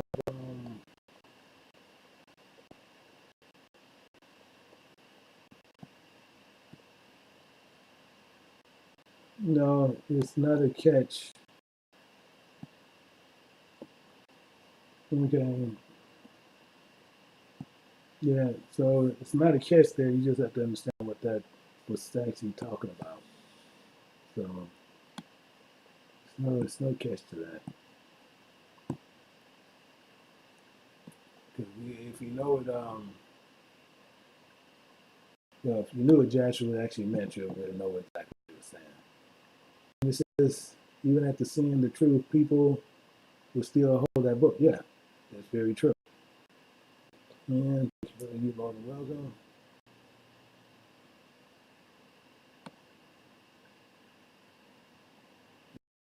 Somebody said they read that one book said that Shem killed Nimrod.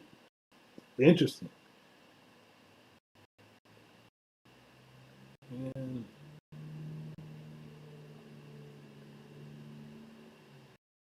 when I was with GLCC, the women meeting, Bible study was to read. Dang, interesting. That is seriously interesting. If they was supposed to read the book of Jasher, that is seriously, seriously interesting. After reading the book of Enoch and Jasher, I realized I had to choose between those in the Bible. This is the closest I come to reading those books again.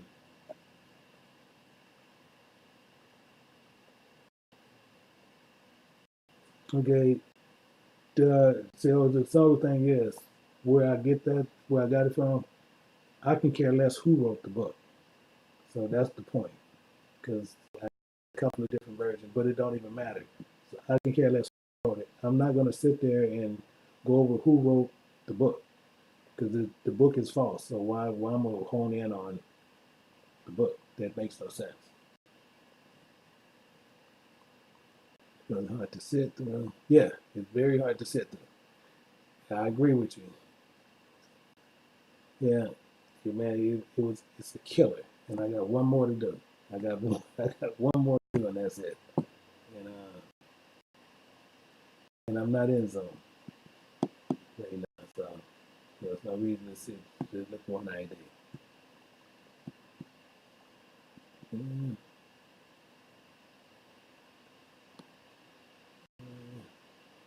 Yeah, we got some more. We got some more people because the next one we're going to deal with after I finish the Book of Jubilees. I'm gonna be dealing with that guy, Pastor Dial guy, about that marriage, multiple women. I will be dealing with that. We're going to contact him, see if we want to speak about it, but we actually going to deal with to show you again how he lies, because he lies and he actually pushing out there where you guys can have multiple wives. The silliness. And he's sitting there saying, "Just show me one in the Bible. Show me this. Show me." We'll prove everything to him, and we will never walk out the Bible. But it's pure silliness, and people like to hold on to stuff like that, and it really bothers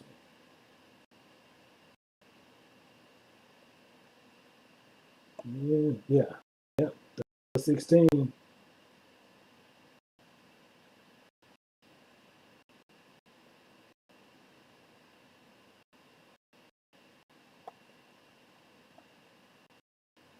Oh, but what some people saying foolishness. The thing is, Jasher has so much.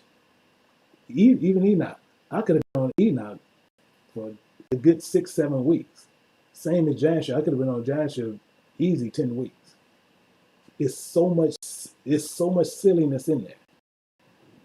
In structure. So that's why I tell you guys. They telling you the same as GOCC now like to tell you how well you want to learn your Hebrew. It's a written language, not a spoken language, but they call themselves teaching people that. But the thing you need to understand is this. They're teaching you this and they don't understand the English language structure. How do I know that? They believe in the book of Jasher, they should have caught all this stuff. And they're not doing it.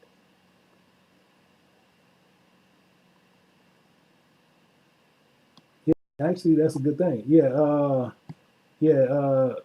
Field, yeah. Do you want to defend the book of Jasher? If you do, it needs to be flipped. Yeah, actually, I didn't think about that. But if you want to defend it, I will open up Zoom right now. That is no problem. If you want to defend it. So that is a question I'm glad she brought it up. So do you want to defend the book of Jasher? I will open up Zoom right now for you. And we can flip this over. And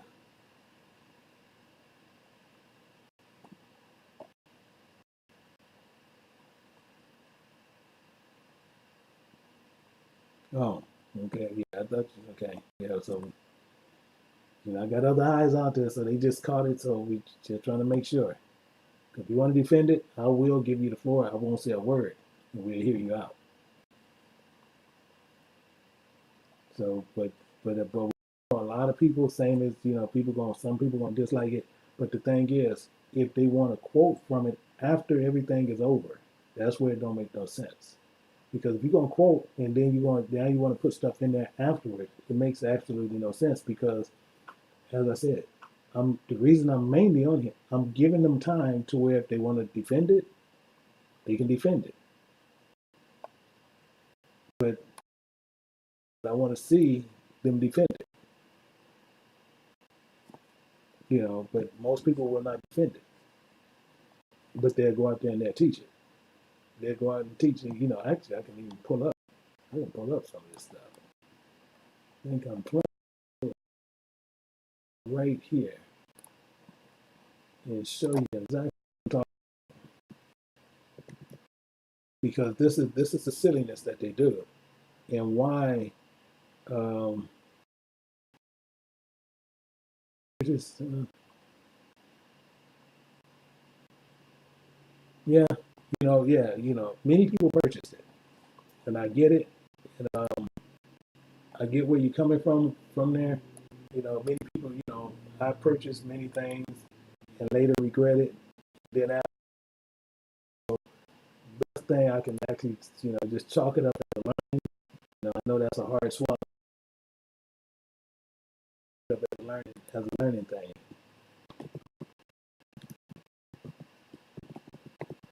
I want to pull up something because I want to show you the silliness.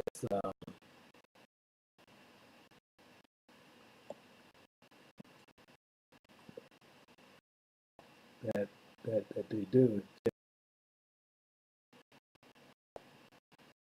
Out there teaches the book of Jasher. Many people teach it, but you'll never see. You just don't see people who will come forward and want to try to do it. That's the main thing. So with that, that's why we're trying to get people. Well, I appreciate it. And the same thing feels. People purchase different things and then later on they regret it based on what's in there. And still, even with their book, especially if somebody come in with the Sefer Bible, I would love for them to use it, and I would love for them to come forward. Because I'm talking about, it's so many errors in there that I just don't bring outside. Because I love for them to come forward, and then I literally show them. Because I can show you, I can defeat their book in their own book. Because I can show you that book is contradictory to itself. It's plain simple.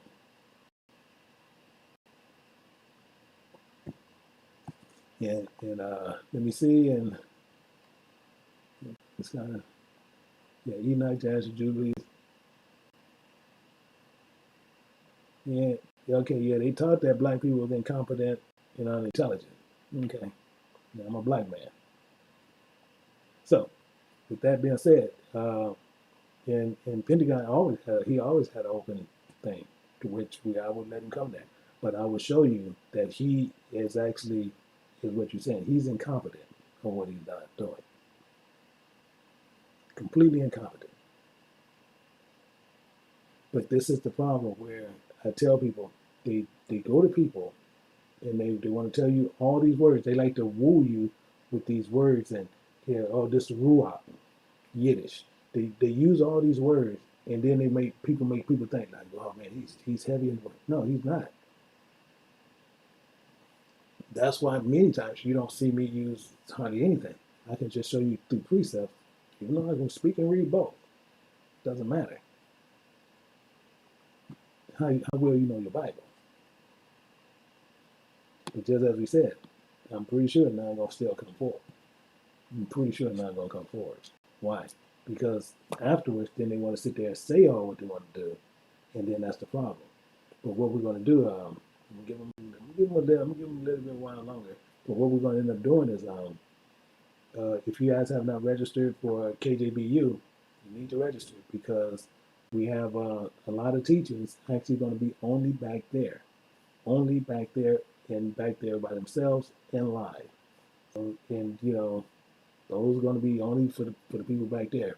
If you're not a part of it, you won't know it because it's not going to show on YouTube. So that's what's going on. Some of the classes are actually going to be back there and back there only, not on this side. And that's what we're doing. Some young men using, dang, yeah. So he's saying there's some young men saying they can use Jasher and Jubilees to say they know how to calculate the exact times and feasts.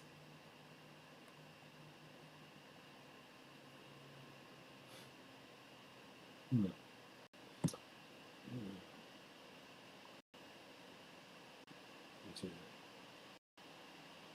Yeah, he does it, but the thing is, many people, no matter what, even though they know he's from another nation, no matter what, they still going to believe what he's saying. And see, in saying what I want most people to know, where even the Watchmen and pump that same stuff, where they'll sit there, they say, well, all the words was put back from the Most High name was put back to the original name. And he don't even know the original name. But the problem is this, and I'm going to say this completely clear again. And I believe I said it a couple of times, but I want to make sure everybody understands. Okay, when they was translating the Bible from Hebrew and Greek and Aramaic to English, the Most High goes under many different names based on the event on what he's getting ready to do. It all depends on that. What happens? He will use other names. So if he uses other names, and he has those names, and it's actually in the King James Bible, those names he's using.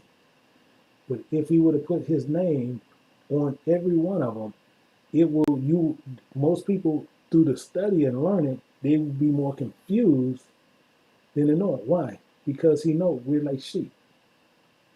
Just a bottom line deal. So what they did is put God, Lord, and then you'll know who he's talking about every time they did it. That's the easiest way to do it.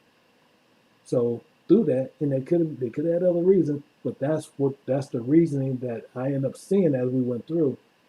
That's why they did that. So you'll know when they're doing that, but then you can actually get his name of that event on everyone that he did because it's in the book.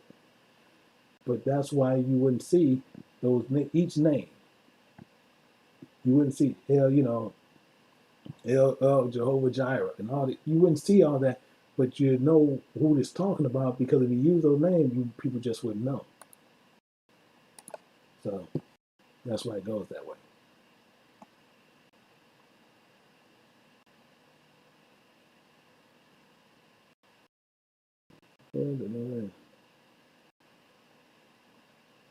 Yeah, you're correct. The Lord is a title. Exactly the point.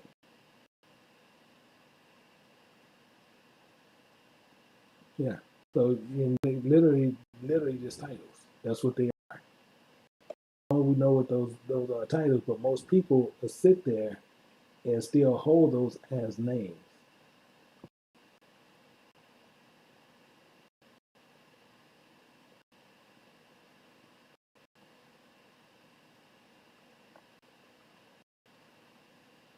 We went through, yeah, and that's what they done. They went through there and they pushing Seafood Bible. They push that hard, which is completely silly. And the Hallelujah Bibles and all these other different things. The first thing they want to do is disconnect you from the King James Bible. That's the one immediate. The one been out the longest, that's the immediate one they want to disconnect you from. Then they want to connect you to everything else. Most people don't even notice that they do that, but that's the first thing they want to disconnect you from.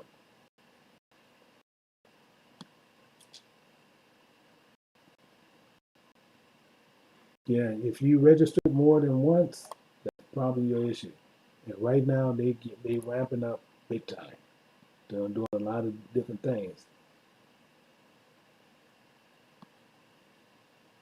And the GOCC also teaches the apocalypse of Paul, the testaments of Solomon.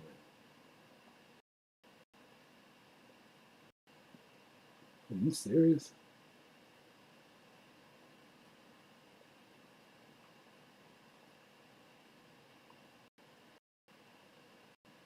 So English is my second language. I feel the frustration on it.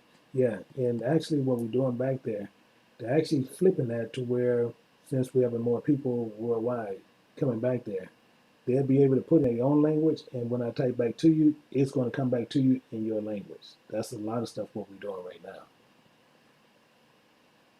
Yeah.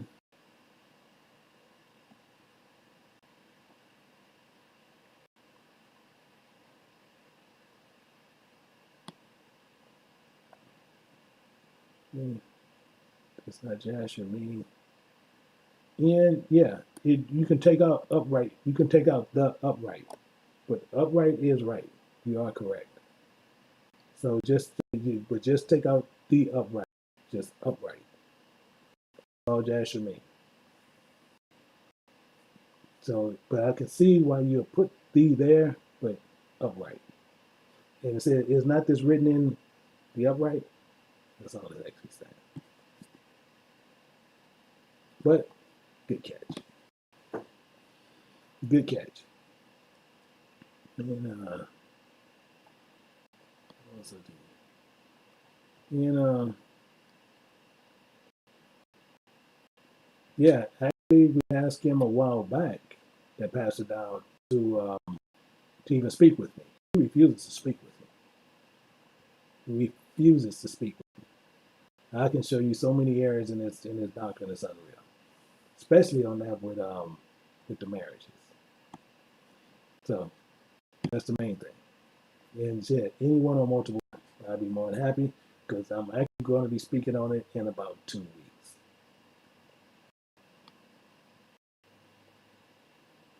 And it says, but aren't you breaking the law if one you're looking another woman design another to add?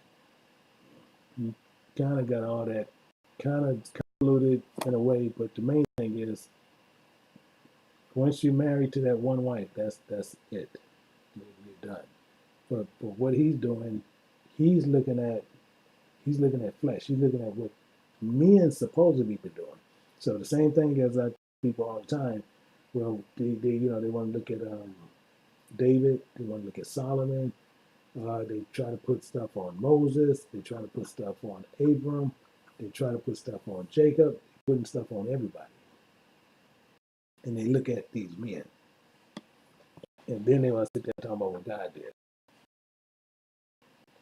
Yeah, more than happy to talk with him. More than happy to talk with him. Because if not, the teaching's still going to go out.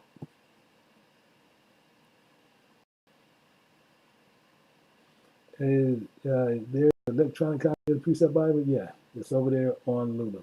You can go to KGBU, get that. You got a digital copy of it.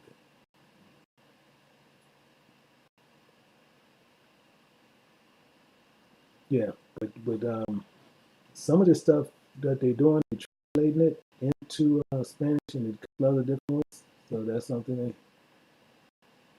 that we're doing. But then when you go on KGBU side, they're doing a lot of different stuff to where they're making it a lot easier for you. Yeah, that's true. Not a confusion. Mm. Yeah, and he is led by lust, not by the spirit, and 100%.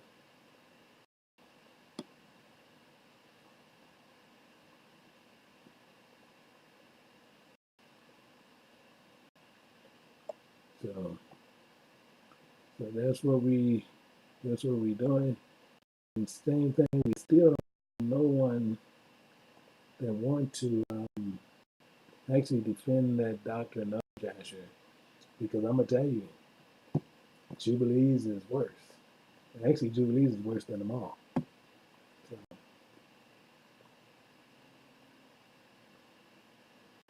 yeah, straight way as a bunny ranch. Yeah, I heard that before.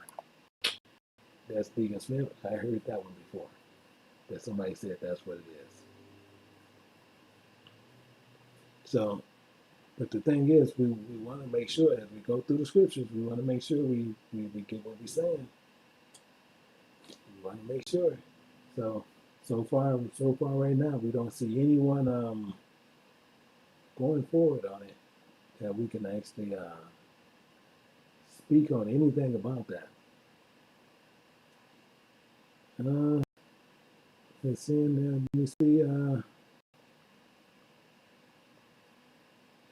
I'm not for the multiple wives yet. Deuteronomy those before Luke. Let's go to 25. Let's go to Let's go to Deuteronomy. We're doing 25:5.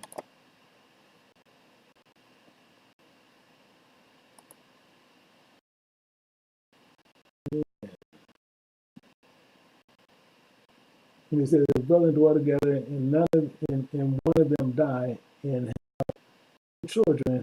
The wife of the dead not married without the wife of the dead shall not marry without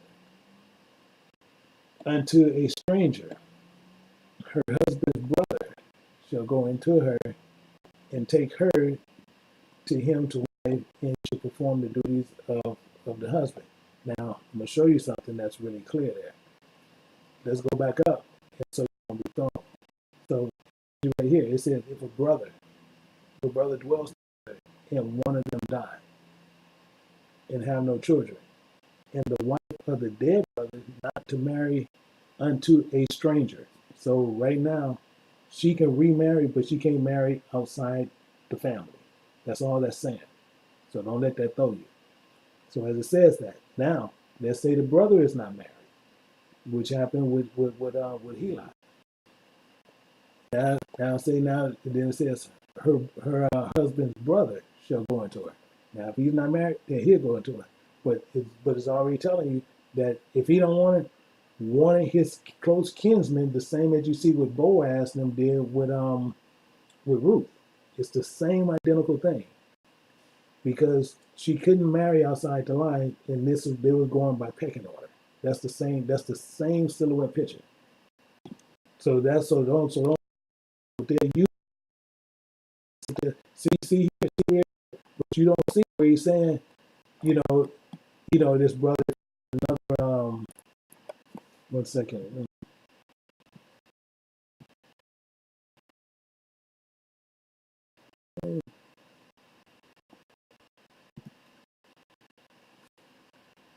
One second, I want to pull this up real quick. I want to pull this.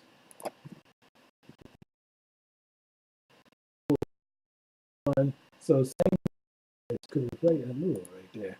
This so also go to Deuteronomy 17. Let's look at chapter 17 real quick.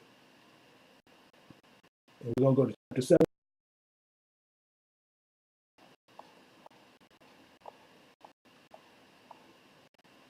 So this thing that they'll do, and then they'll try to have a problem with it. It says, "Neither shall he multiply wives to himself." Multiply. So as soon as you add one more, you have one wife. You add one more, you have wives. You don't only have a wife. And he said you should neither multiply wives. So we know he's not going to alter nothing. He's not going to change nothing. So long as you keep that thought pattern in there, he's telling you this.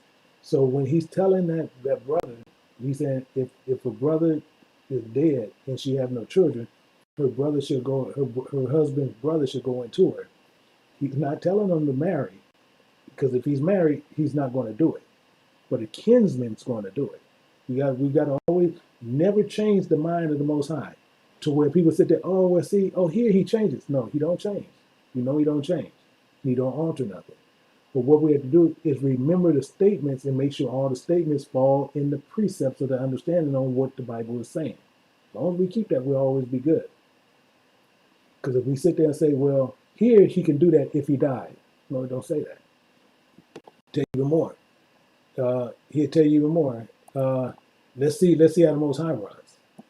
Let's go to Amos 3:1. 3:1, he tells you right in here. He says, "Hear this word of the Lord." 3:1. Hear this word. That the Lord has spoken against you, O children of Israel, against the whole family which I have brought you up out of the land of Egypt, saying what? You only You only. He's saying, okay, I'm not whoring around. You only have I known out of all the families of the earth. He's not whoring around. So why he's going to permit us? Because he said, "Be ye holy, for I am holy." So we have to be the same as him. He's not permitting himself to do it, but he's going to permit you to do it. You see, since it started making no sense. So that's why we got to keep all in mind when we go through scripture, because all scripture is connected. But what they do, they disconnect pieces of scripture to justify what their lust is for. Because they sit there, they see this one, but then they want this woman too. So guess what? The Lord said this. He also used the analogy talking about, the women outnumber the men. And there's some true silliness behind it that has nothing to do with scripture. As far as that they outnumber the men. Okay, so there. So it don't sit there and say, well, we can sit there and multiply wives. But this is what they do. So the same thing is they teaching you a false doctrine. This is why I say it's very important. I'm not sitting there, oh, you guys sign up to me. No, I'm not saying that. What I'm saying is you make sure nobody feeds you nothing false, because you get something false, you're going to have a problem. You're going to get embedded where they'll sit there and start telling you, oh, well, you can do this and you can do that. And then they proceed to tell you things, and it's contrary to the Bible. And so hopefully but it shouldn't throw you off, my brother. It shouldn't throw you off, because all you do, you just always keep these scriptures in your head. Psalms 89:34. I will not, my covenant will I not break, nor alter that has gone from my lips. You know that. Malachi 3:6. For I am the Lord, I change not. Keep those two always in mind. As long as you keep those in mind and you go read those, and you see where he's telling that, he don't allow you to be marrying, and you already know you can't multiply wives. So he's not saying what you might think he's saying. Because now it's not going to fit. Because now you sit there and say, oh, well, it says this right here. But he don't change. Well, he don't change. So this can't be correct. So this is my personal understanding on what I think he's saying, but it's not saying that. Or you sit there and say, Solomon had all these wives. That's a whole other story within itself. Because the Lord is plain and he's right up front.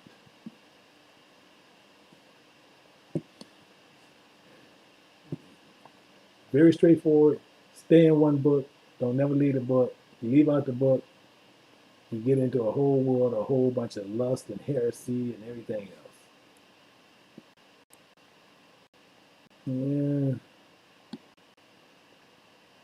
Yeah.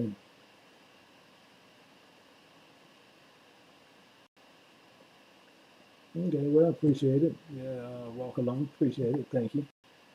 Mm, to have multiple wives. So again, actually, this is somebody saying it. Why do we allow multiple wives, them being in adultery, and still allow them into the kingdom? Like example, David, Abraham, Jacob, and I am confused. I'm gonna tell you right now, you blaming stuff on people that you have that you shouldn't even have in there. And I'm gonna actually get that teaching on that. So I'm gonna tell you right now, you done blame some of them. You gonna have to apologize to them.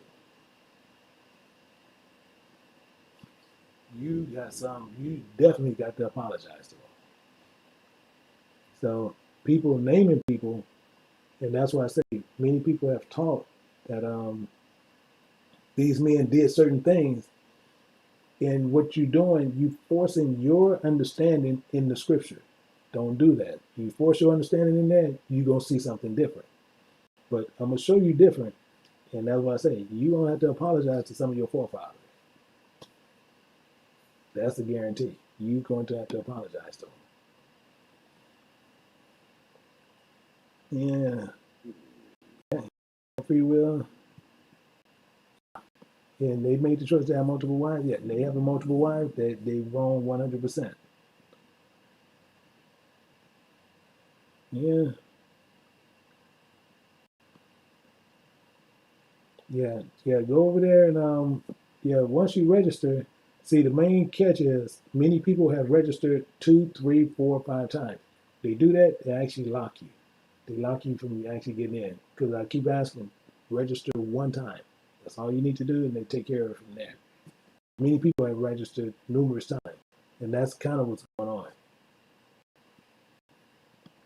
And right now, they're changing so much structure. It's really unreal back there. You know what they're getting ready to do for you. Some really good stuff. Mm.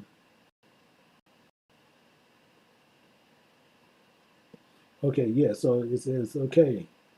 So if the brother is already married, it goes to another kinsman, 100%. That's why it actually says that. It says it that she can't marry straight. She can't go. So if she want to go to someone else, she want to go to a cousin or whatever, she can. She got to stay within the family. She had to stay within them. But then they have to be willing to raise up that child in that brother's name. That's where Ruth, when you see with Boaz, because Boaz kind of put that on his kinsman because he was a higher kinsman, he was a little bit closer than he that other man was closer to kin than Boaz was. But when Boaz put that law on, hey, you got to raise, you got to raise that child up in that in his name. He no, we ain't got time. Most of them ain't gonna have time for it because most of them not gonna do it. And that's what happens, and that's how Boaz ended up marrying Ruth because then he had to do that and also give up all his stuff to do that, and that's something he wasn't willing to do. Yeah.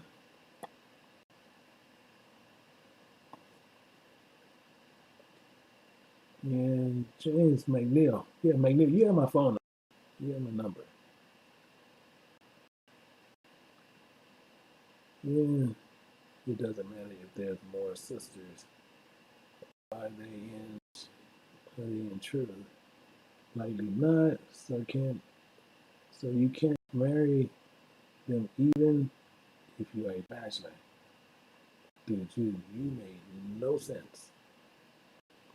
It doesn't matter if there's more sisters. Are they in truth? More likely not. So you can't marry them even if you are a bachelor. Not true. And that is redeemed for Afrocentric dysphoria. Yeah, not true at all. Everything you just said there was a complete lie. So, because I easy one I can put you on is put you on Hosea. Why did you tell Hosea to go marry somebody who was into all false doctrine? That can shut you everything you just said down. So, your personal opinions, that's what I said. Personal opinions don't matter. Prove what you say. Yeah, Abraham, listen to Sarah, not the Most High. Exactly the point. That's Melvin. Exactly the point. He promised Abraham something, but Abraham and Sarah decided to do something on their own.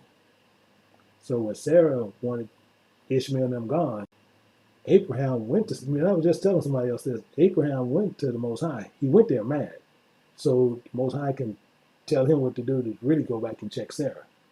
And Most High, no, you listen to her. And Marie told him, "Hey, I didn't tell you this. We promised. Hey, that's why you had to get rid of them." Malachi 3 and 6. I know I changed that. So you sons of Jacob are not consumed. That's why we're not consumed.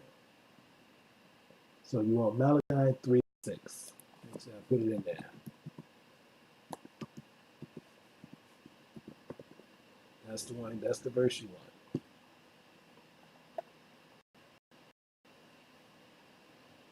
And so it says, so the book of Jasher is the book of the law that was given to the 12. I don't know. You missed everything I said, my man.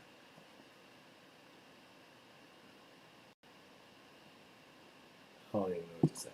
I don't even, why are you still putting the book of Jasher in there? And it, I'm just gonna leave that alone.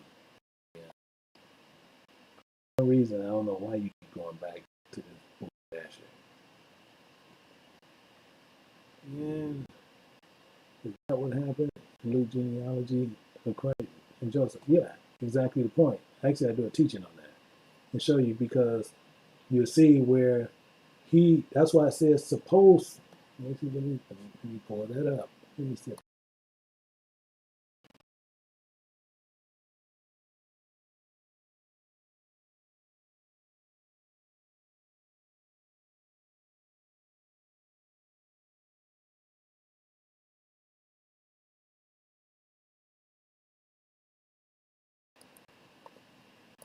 So, but that's exactly what happened. I actually teach on that. And two,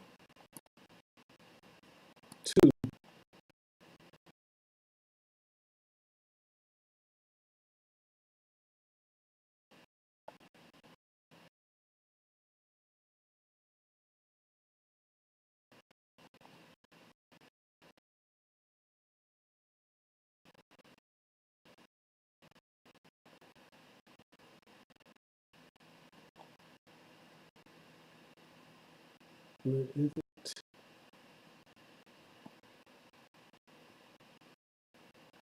And let me large. Okay, let me switch this over.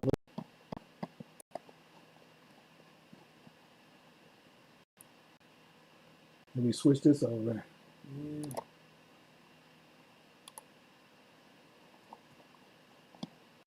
Yeah. So what's happening here? It says Yahushua himself began about 30 years of age, being as comparison. That's all this comparison was supposed. That's all it's saying. That's why it's in parentheses, because it's letting you know clearly as supposed. The son of Joseph, which was the son of Heli. So he's just saying that it should have been the other way around. That's all it's saying. Why? Because you're gonna see right here. So you know right here it should have been the son of Heli. So we know clearly that Joseph came through Jacob. Watch what happens here.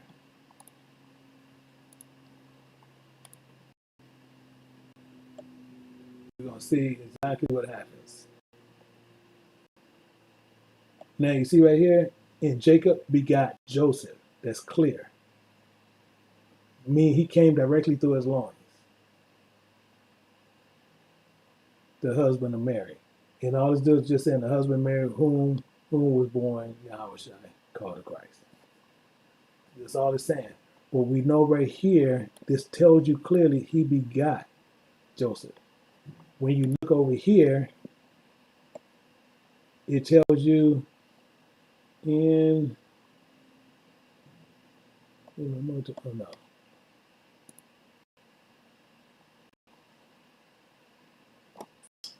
Jeez.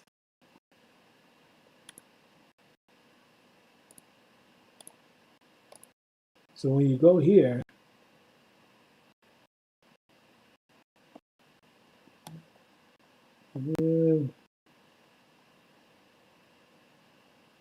so when you get right here, it tell you right here, he was supposed. That's all it's saying. Supposed. Why? Because his brother died. That's all. That's all it's really saying. That's all it's saying. That's it. Nothing more. Nothing less. Nothing more and nothing less. So when people sit there and see other things as that, and people think that you know, oh, won't tell you this happened or that happened. No, it's supposed. So as long as people, if you understand scripture, you can actually get fully understand what it's saying. Yeah. Let's see. Yeah.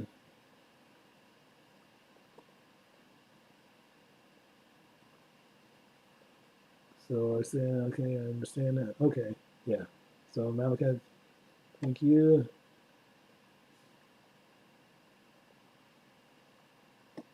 And let's see. Um, okay, yeah, you have my connection, so you can actually get to me also. And that's Sister Tatum. And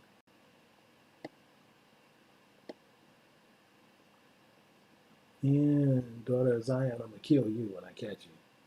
So and let me see. And let's see where. And let's say then why will we command to take the women of the land of Canaan with the possibility they would turn our hearts from God like Solomon. So again, you sitting there saying, making statements again. So clearly, I see you not knowing what you're reading. So besides you making that statement, show me the verse that you're pulling that from. And this is that Philadelphia. So you make so again, I want everybody to pause for a second, and I want to deal with this one right there. So as I said, it says, then why were we commanded not to take women of the land of Canaan with the possibility that they would turn our hearts from God? So what are you saying? And I want the verse.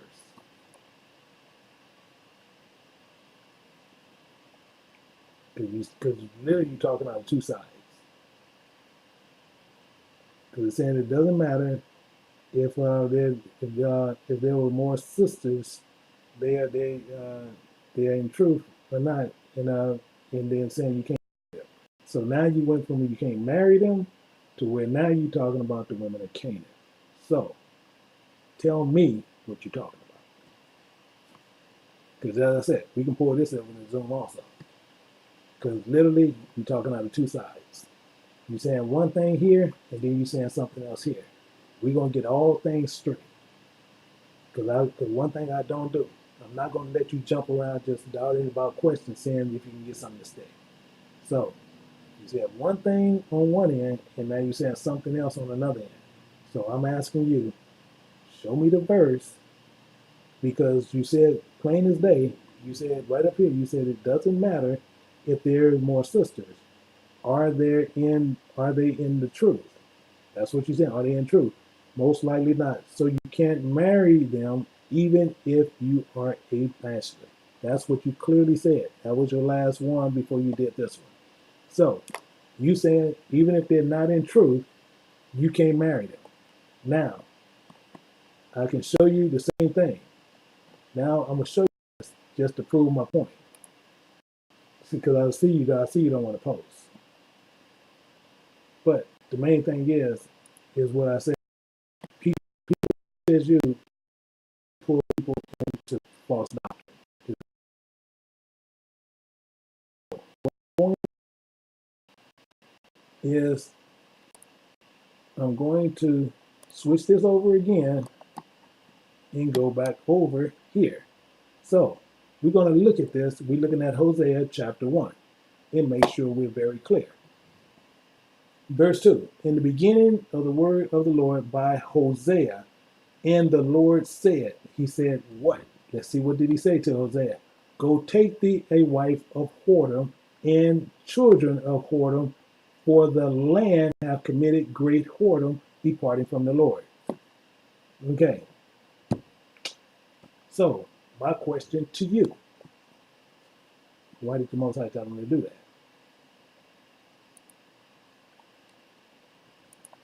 That's my question to you. Why did he tell him to do that?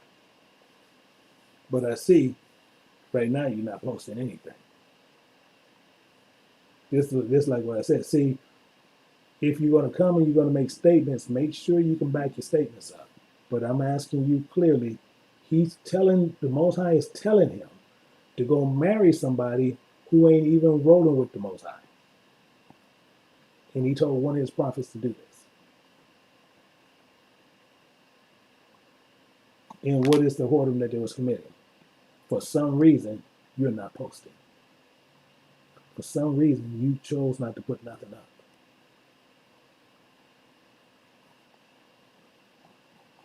So I don't know why you're not posting. So that's why I like to put it in Zoom, because you don't have to do a lot of typing. You can talk to me. So if you want to do Zoom, just say we'll do Zoom to where you can explain yourself, and I will switch this over. But just like I said, we're not going to allow people to come here. Okay. Well, no. Okay. That's Hosea chapter 1, verse 2. Actually, I put this so you'll know. Because I'm asking you for your verse, but you're not giving no verse. So, Hosea chapter 1, verse 2. Right there. I put it right there. So, again, I'm asking you again, where's your information? Actually, this, and I'm going to put the verse in there. Again, we put Hosea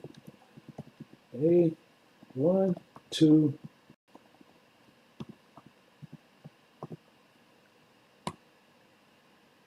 Oh, that's 200 characters. I can't put the whole verse in there. Let me see what let me do this. 220, that's 210. It's not gonna let me put the whole thing in there, so I can put it in 2.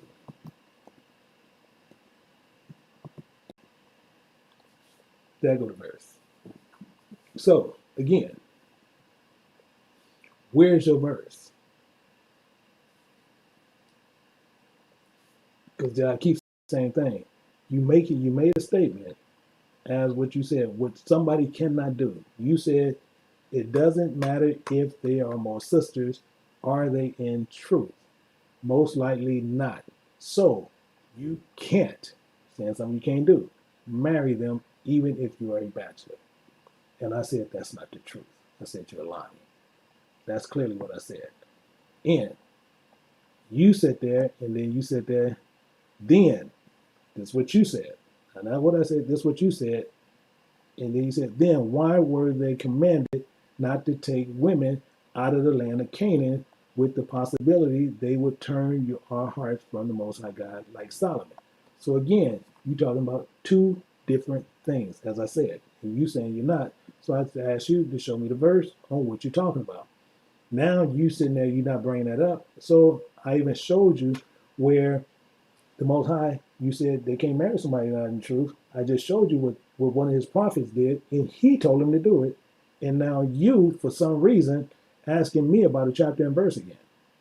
And I'm asking you, I've been asking you for the past probably 5 minutes to show me the verse that you're talking about. And you haven't did it. For some reason. Just like I said. So we asking for the verse, and right now we got people waiting on the verse, and no, we're not getting no verse. You said chapter and verse, I put mine in there. Where's yours?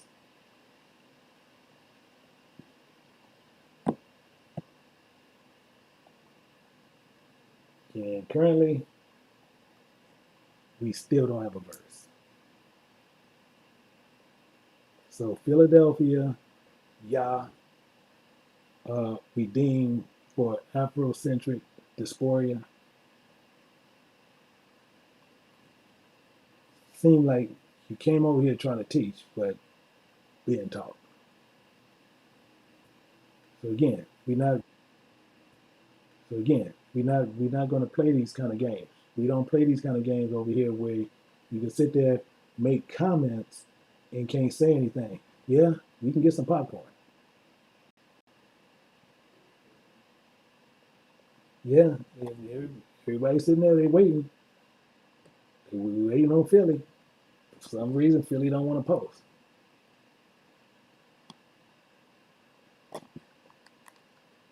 This is the problem. So you asked me to show my verse. I showed it to you. I posted it in there. It's in the chat right now. You can see mine. And you said we can't marry him. We can't marry one. That's not the truth. So Jeffrey, yeah. So, but still, no verse. Thank you. You're not even talking.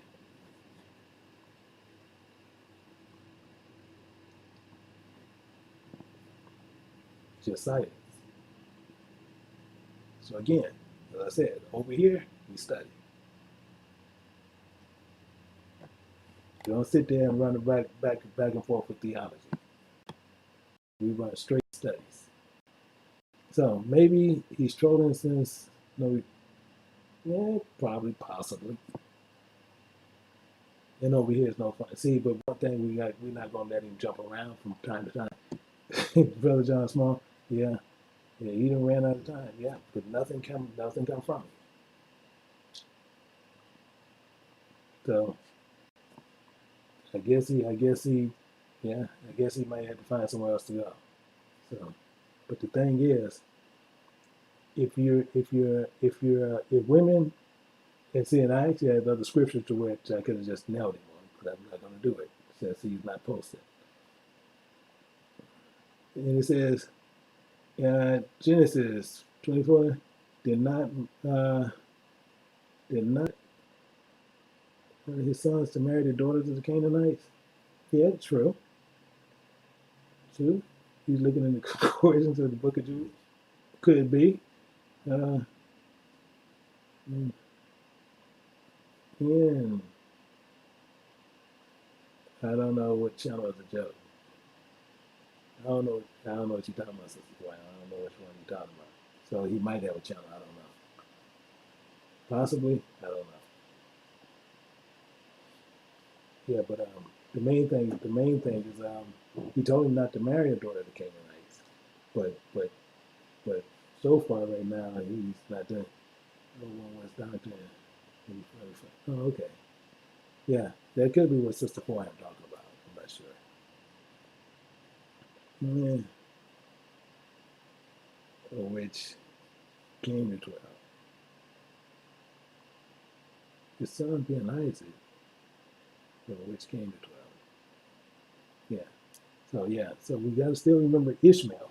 So this is the thing where people try to get you with Ishmael, because people, even though we want to get into technical terms, they're gonna tell you Ishmael was the firstborn of Abraham.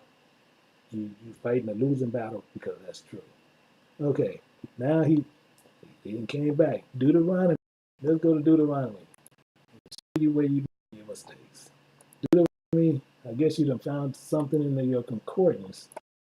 And you 7:1 through 10. When it's God should be, should smite them and destroy them. You should not make marriages with them. So again, let's go here. Let's go there. And I'm gonna show you where you still keep going wrong. For some reason, I see you not getting it. So let's look at this. Let's look at this right here. Now, what you saying is this. It said, when the Lord thy God shall bring thee into the land whither thou go possess it, and thou shalt cast out many nations before thee, and the Hittites, the Jebusites, the Amorites, the Canaanites, the Perizzites, the Hivites, the Jebusites, 7 nations greater and mightier than thou. And when the Lord thy God shall deliver them from before thee, thou shalt smite them and utterly destroy them. Thou shalt make no covenant with them, nor show mercy unto them. Neither shall thou make marriages with them. Thy daughters, shall not give unto thy sons, nor shall thou take unto thy sons, for they should turn you away from following him. Now I'm gonna show you where your mistake is. So I'm gonna show you just what I said, because I'm gonna pull it over there and show it to you. Yeah. Let me pull this up. Now, I'm gonna pull this over there. See right here? You see right there? See, this is what you say. See, you said it doesn't matter if there's more sisters. Are they in the truth? So you sitting there, you're talking about Israel women. Most likely not. So you can't marry them even if you are a bachelor. That's what you're saying. Now, I'm going to show you why you're so far off. This is talking about, this telling you who they are. These are Galusites, Gergesites, Amorites, Canaanites, Perizzites, Hivites, Jebusites. Where do it say Israelites. That's the point. Learn scripture, because you're way off. So that's part of your problem. Because most people will sit there and they want to sit there and talk about how well they know. So what you're doing, you sitting there talking about marrying a whole nother nation, and you sitting there, you was talking, speaking of Israel, and this is talking about something else. Those scriptures, like they might fit over there somewhere else. They're not going to fit here, because I'm holding you what you said. Yeah, right now you talking about nothing. You sitting there just running all over the place. Yeah, and that's camp doctrine, which is saturated Israelites. Yeah, yeah, and it's Christianity doctrine. Technically, what it's doing. Where were Adam and Eve were naked and not ashamed, but later when they were deceived by the devil, they say they are naked, and I'm confused. Okay, so the same thing is what it's still talking about is this, and I talk about this. Actually, you can actually go back and look at it. Let's go through real quick, and we'll look at that. And let's go to chapter 2.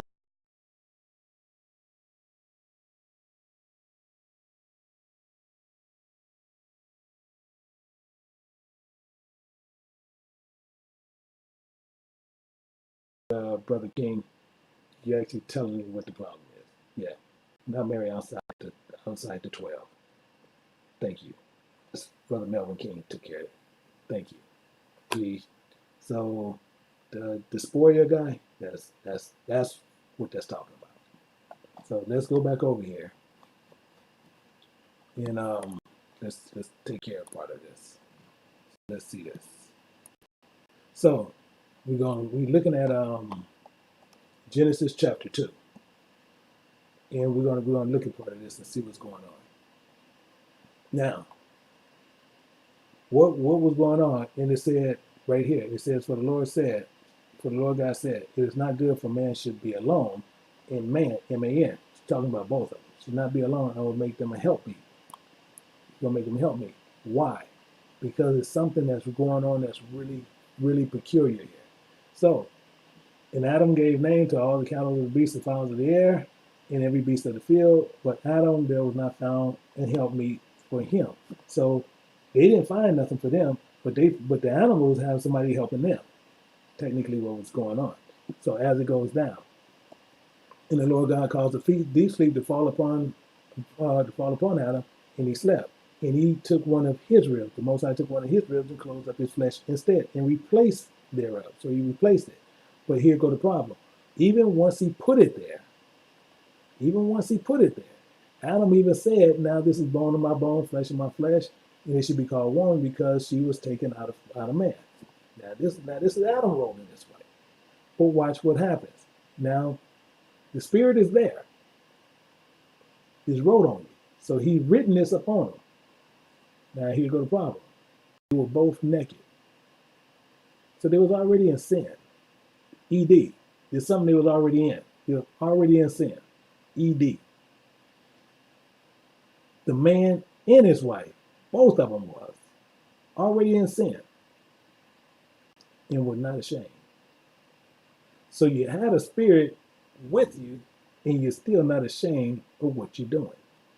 So he's gonna always test this product. That's what the Most High gonna do. So as he tests this product, what happens? Same thing. When Yahushua, as soon as that spirit went down on Yahushua, what happened? The spirit led him right on up into the wilderness. You got to test this product. You got to make sure this product is pure. So now it's saying, now the serpent was more subtle than any beast of the field which the Lord God had made, and said to the woman, yea, if God said you should not eat of every tree of the garden, you should not learn of every tree that's in the garden, what happened?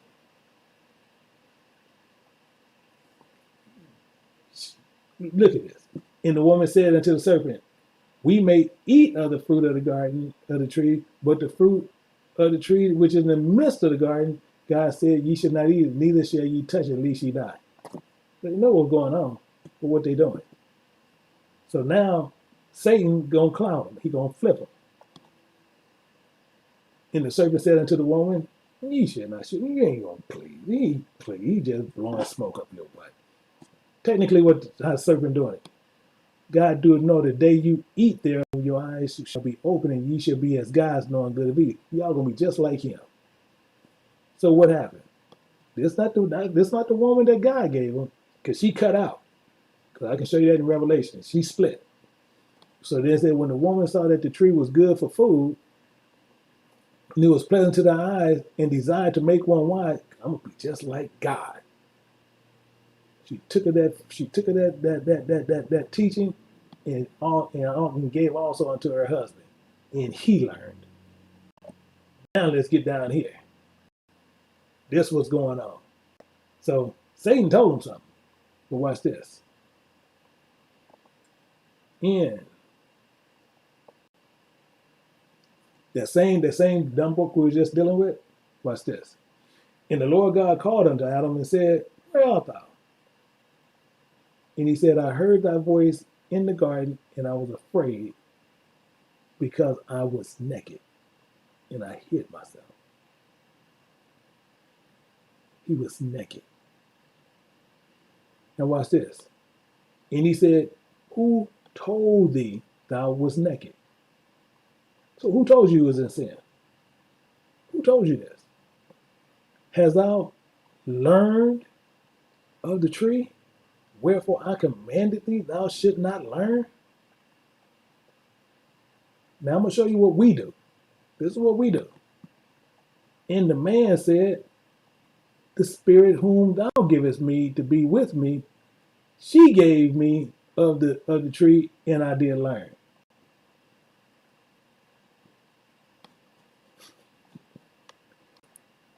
You tell me we ain't being foolish. You tell me we ain't foolish. And his spirit can't look upon evil. Can't look upon sin. You tell me. As soon as they're having that conversation, that spirit cut out, fled into the wilderness. Automatically, you go right in Revelations to tell you that exactly the point. She cut out. Why? She ain't gonna hang around that sin. So she left.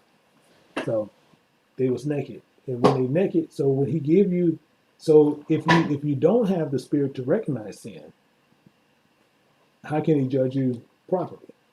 So he gives us that spirit to what we know is sin. Sometimes that sin is dormant, and we wake that sin up. But then you know you're in sin. That's why he tells you in Jeremiah that he wrote his laws upon us. He taught it to us, as it tells you in Psalms. So once we know this, then we still continually sin. There ain't no more sacrifice for those sins because we clearly know what we were doing. That's part of the problem. And so that, yeah, rib is quite, all that, crisis, all right, yeah.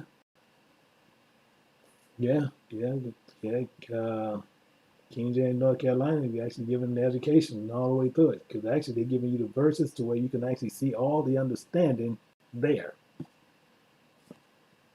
And that's L to T, I know you, and he's giving it clear. So this is what we have to do and understand when we do it. So again, I'm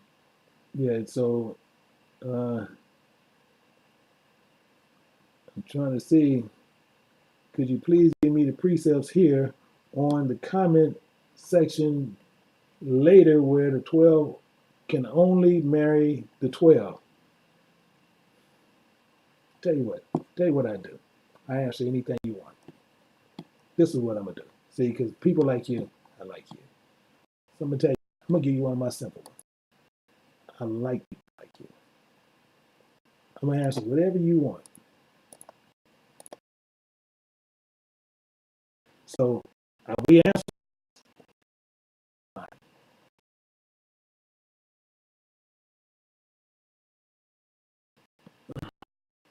Now you're just gonna play around. You're just gonna dot around. Because I can actually prove that point. I can prove your point too. It's too easy. So what I'm gonna do, we're gonna go to the simplest place. We have Matthew. Real simple. Matthew chapter 2. We're going down to verse 23, and this is for that Afrocentric. It says, and he came and dwelt in a city called Nazareth, that it might be fulfilled which was spoken by the prophets. See that little S there? That he should be called a Nazarene. So I want you to show me what prophets said this. See, because I do know this. What prophet said it? Because I know in John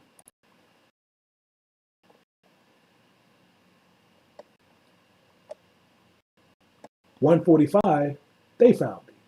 It says, Philip findeth Nathanael, said unto him, we have found him of whom Moses in the law and the prophets did write, Yahushua of Nazareth, the son of Joseph. So you show me which one saying this exact word. Let me get there. Let me get back to it.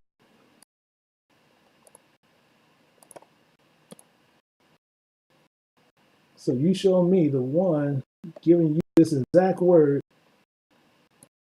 Nazarene. You show me which prophets said that.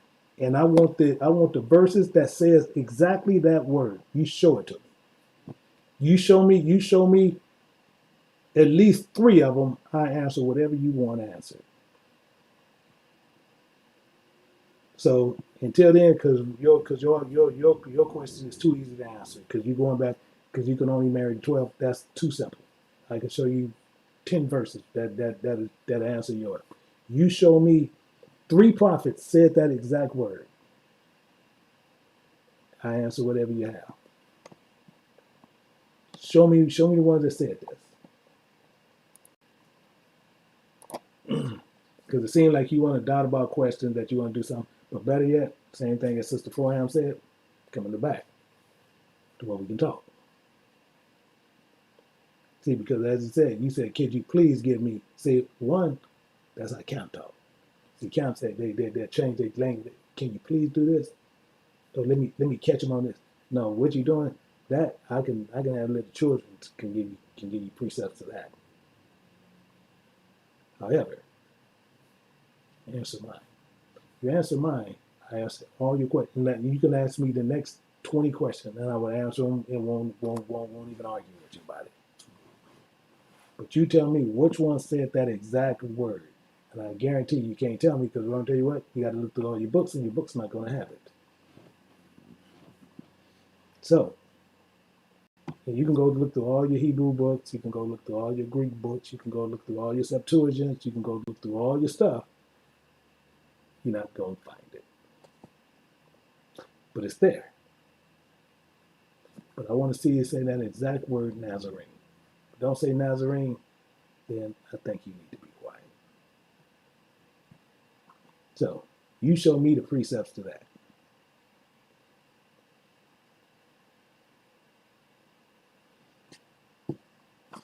So, these are some of the ones who like to sit there. I know they get upset, but hey, it is what it is. So, we do sit there, we will go. The main thing is, as we continue, and I know they're going to look through, so I'm going to give them a minute to look through to see if they can find it. Again, I already know you're not going to find it, but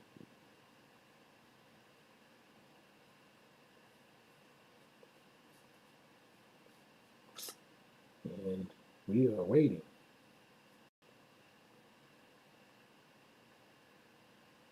Oh, he can blow whatever you want he want. He can do whatever one he want.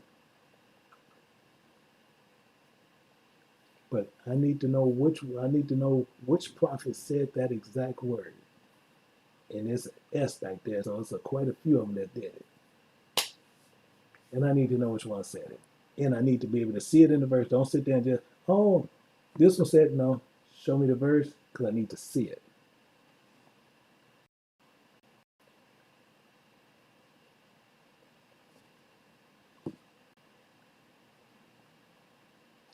instead of being disrespectful to the other. Yeah, he could, but I'm good. Don't worry, I'm fine. Yeah, Philly gonna stay where they are. No, I'm not gonna Jasher. I'm kind of done with it. It's a lot. I showed quite a bit in Jasher about what Jasher was about, just to show you that it's actually not real, and it's textually it's really screwed up. It's telling you it's pulling most of his writing is actually coming from it's coming from Greek and Latin terminologies. So with that, you can go in there and literally it's just a ton of it in there. So it's really kind of a waste of time. Because as soon as I went in it, I started running into it right then. So it's kind of a waste. But the main one is I want people to understand more so, like the Book of Jubilees, because I know the Book of Jubilees, you have a lot of camps love to teach from that book, and that book is false. So I'm gonna show you again when we go in the Book of Jubilees, as we just did in the past two. Yeah, so that's why, yeah, they looking through. I know they're trying to find what they want to find, and I have something that's really complex that I could have easily did, but that's one of the simplest ones in day. But you see how they shut down, and literally he can ask me the next 12 questions, and I just sit there and say whatever question, and I just answer. Okay, do you have another one? Okay, and I answer. That's all I would have did, but I already know you can't answer it.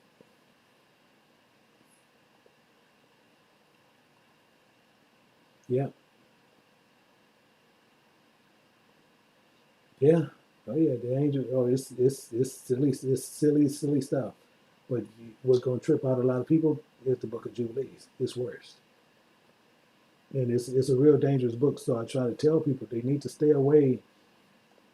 You have people who will teach from it. You have many Israel brothers and the Hebrew. They teach from that book, and they teach from that Sefer Bible, and they tell you, oh, this is the truth. This is the truth. But what they do, they tell you part truth, and then they tell you a whole lot of stuff, and to bring you around the corner to get you back to what's going on. And then all of a sudden you believe it, and it's not true. Same as some people believe, you got giants that was 11,900 feet tall. And if they're that tall, I'm talking about, I had a 6 foot man with the same equal in height in the teaching, and most people didn't even see it, but it was a man compared to that.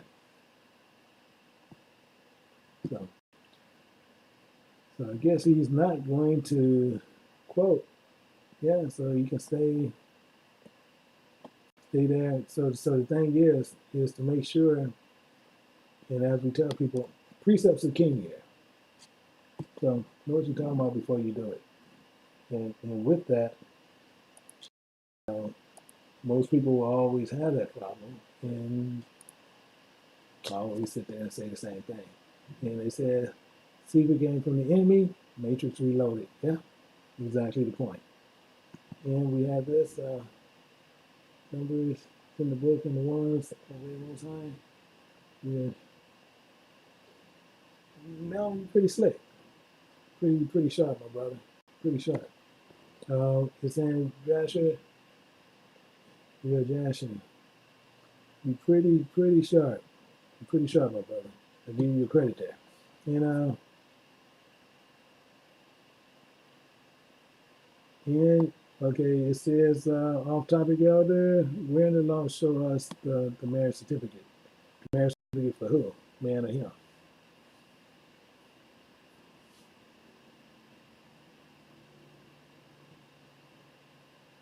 Hmm.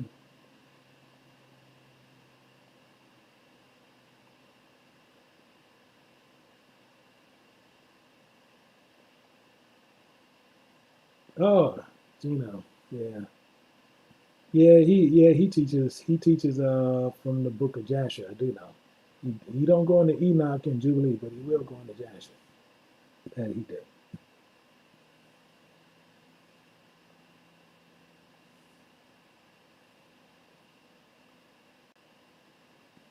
So look like we don't get that guy gonna come back in. So with that, we're gonna go out. But then tomorrow we're gonna go back into Romans. We're gonna kick it back up, start pulling back out, and go right back into what we were doing. So with that, hopefully you guys got some good understanding on the book of Jasher, and that it is a completely false book. And do not get caught up on that kind of trash. So actually, I need to make sure everything is set. Yeah, because that thing was off. But just make sure that you guys just continually stay with the Most High. Stay with the one book. So with that, I'll be it to each and every person. Let's go. This guy is a wrecking machine.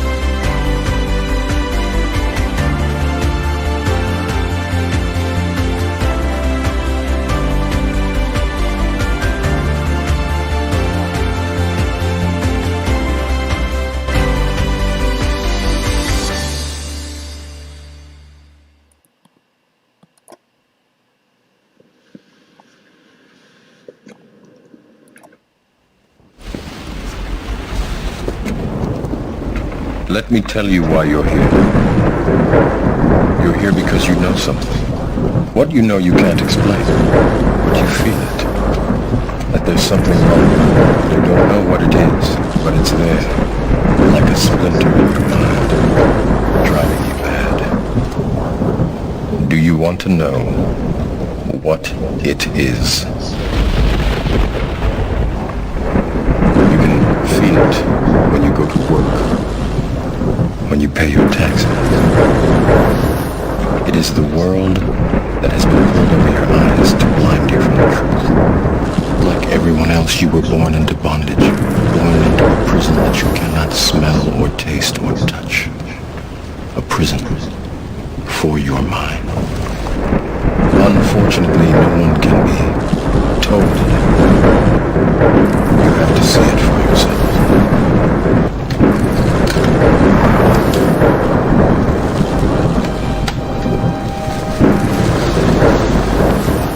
This is your last chance. After this, there is no turning back. You take the blue pill. The story ends. You wake up in your bed and believe whatever you want to. You take the red pill. You stay in Wonderland. And I show you how deep the rabbit hole goes.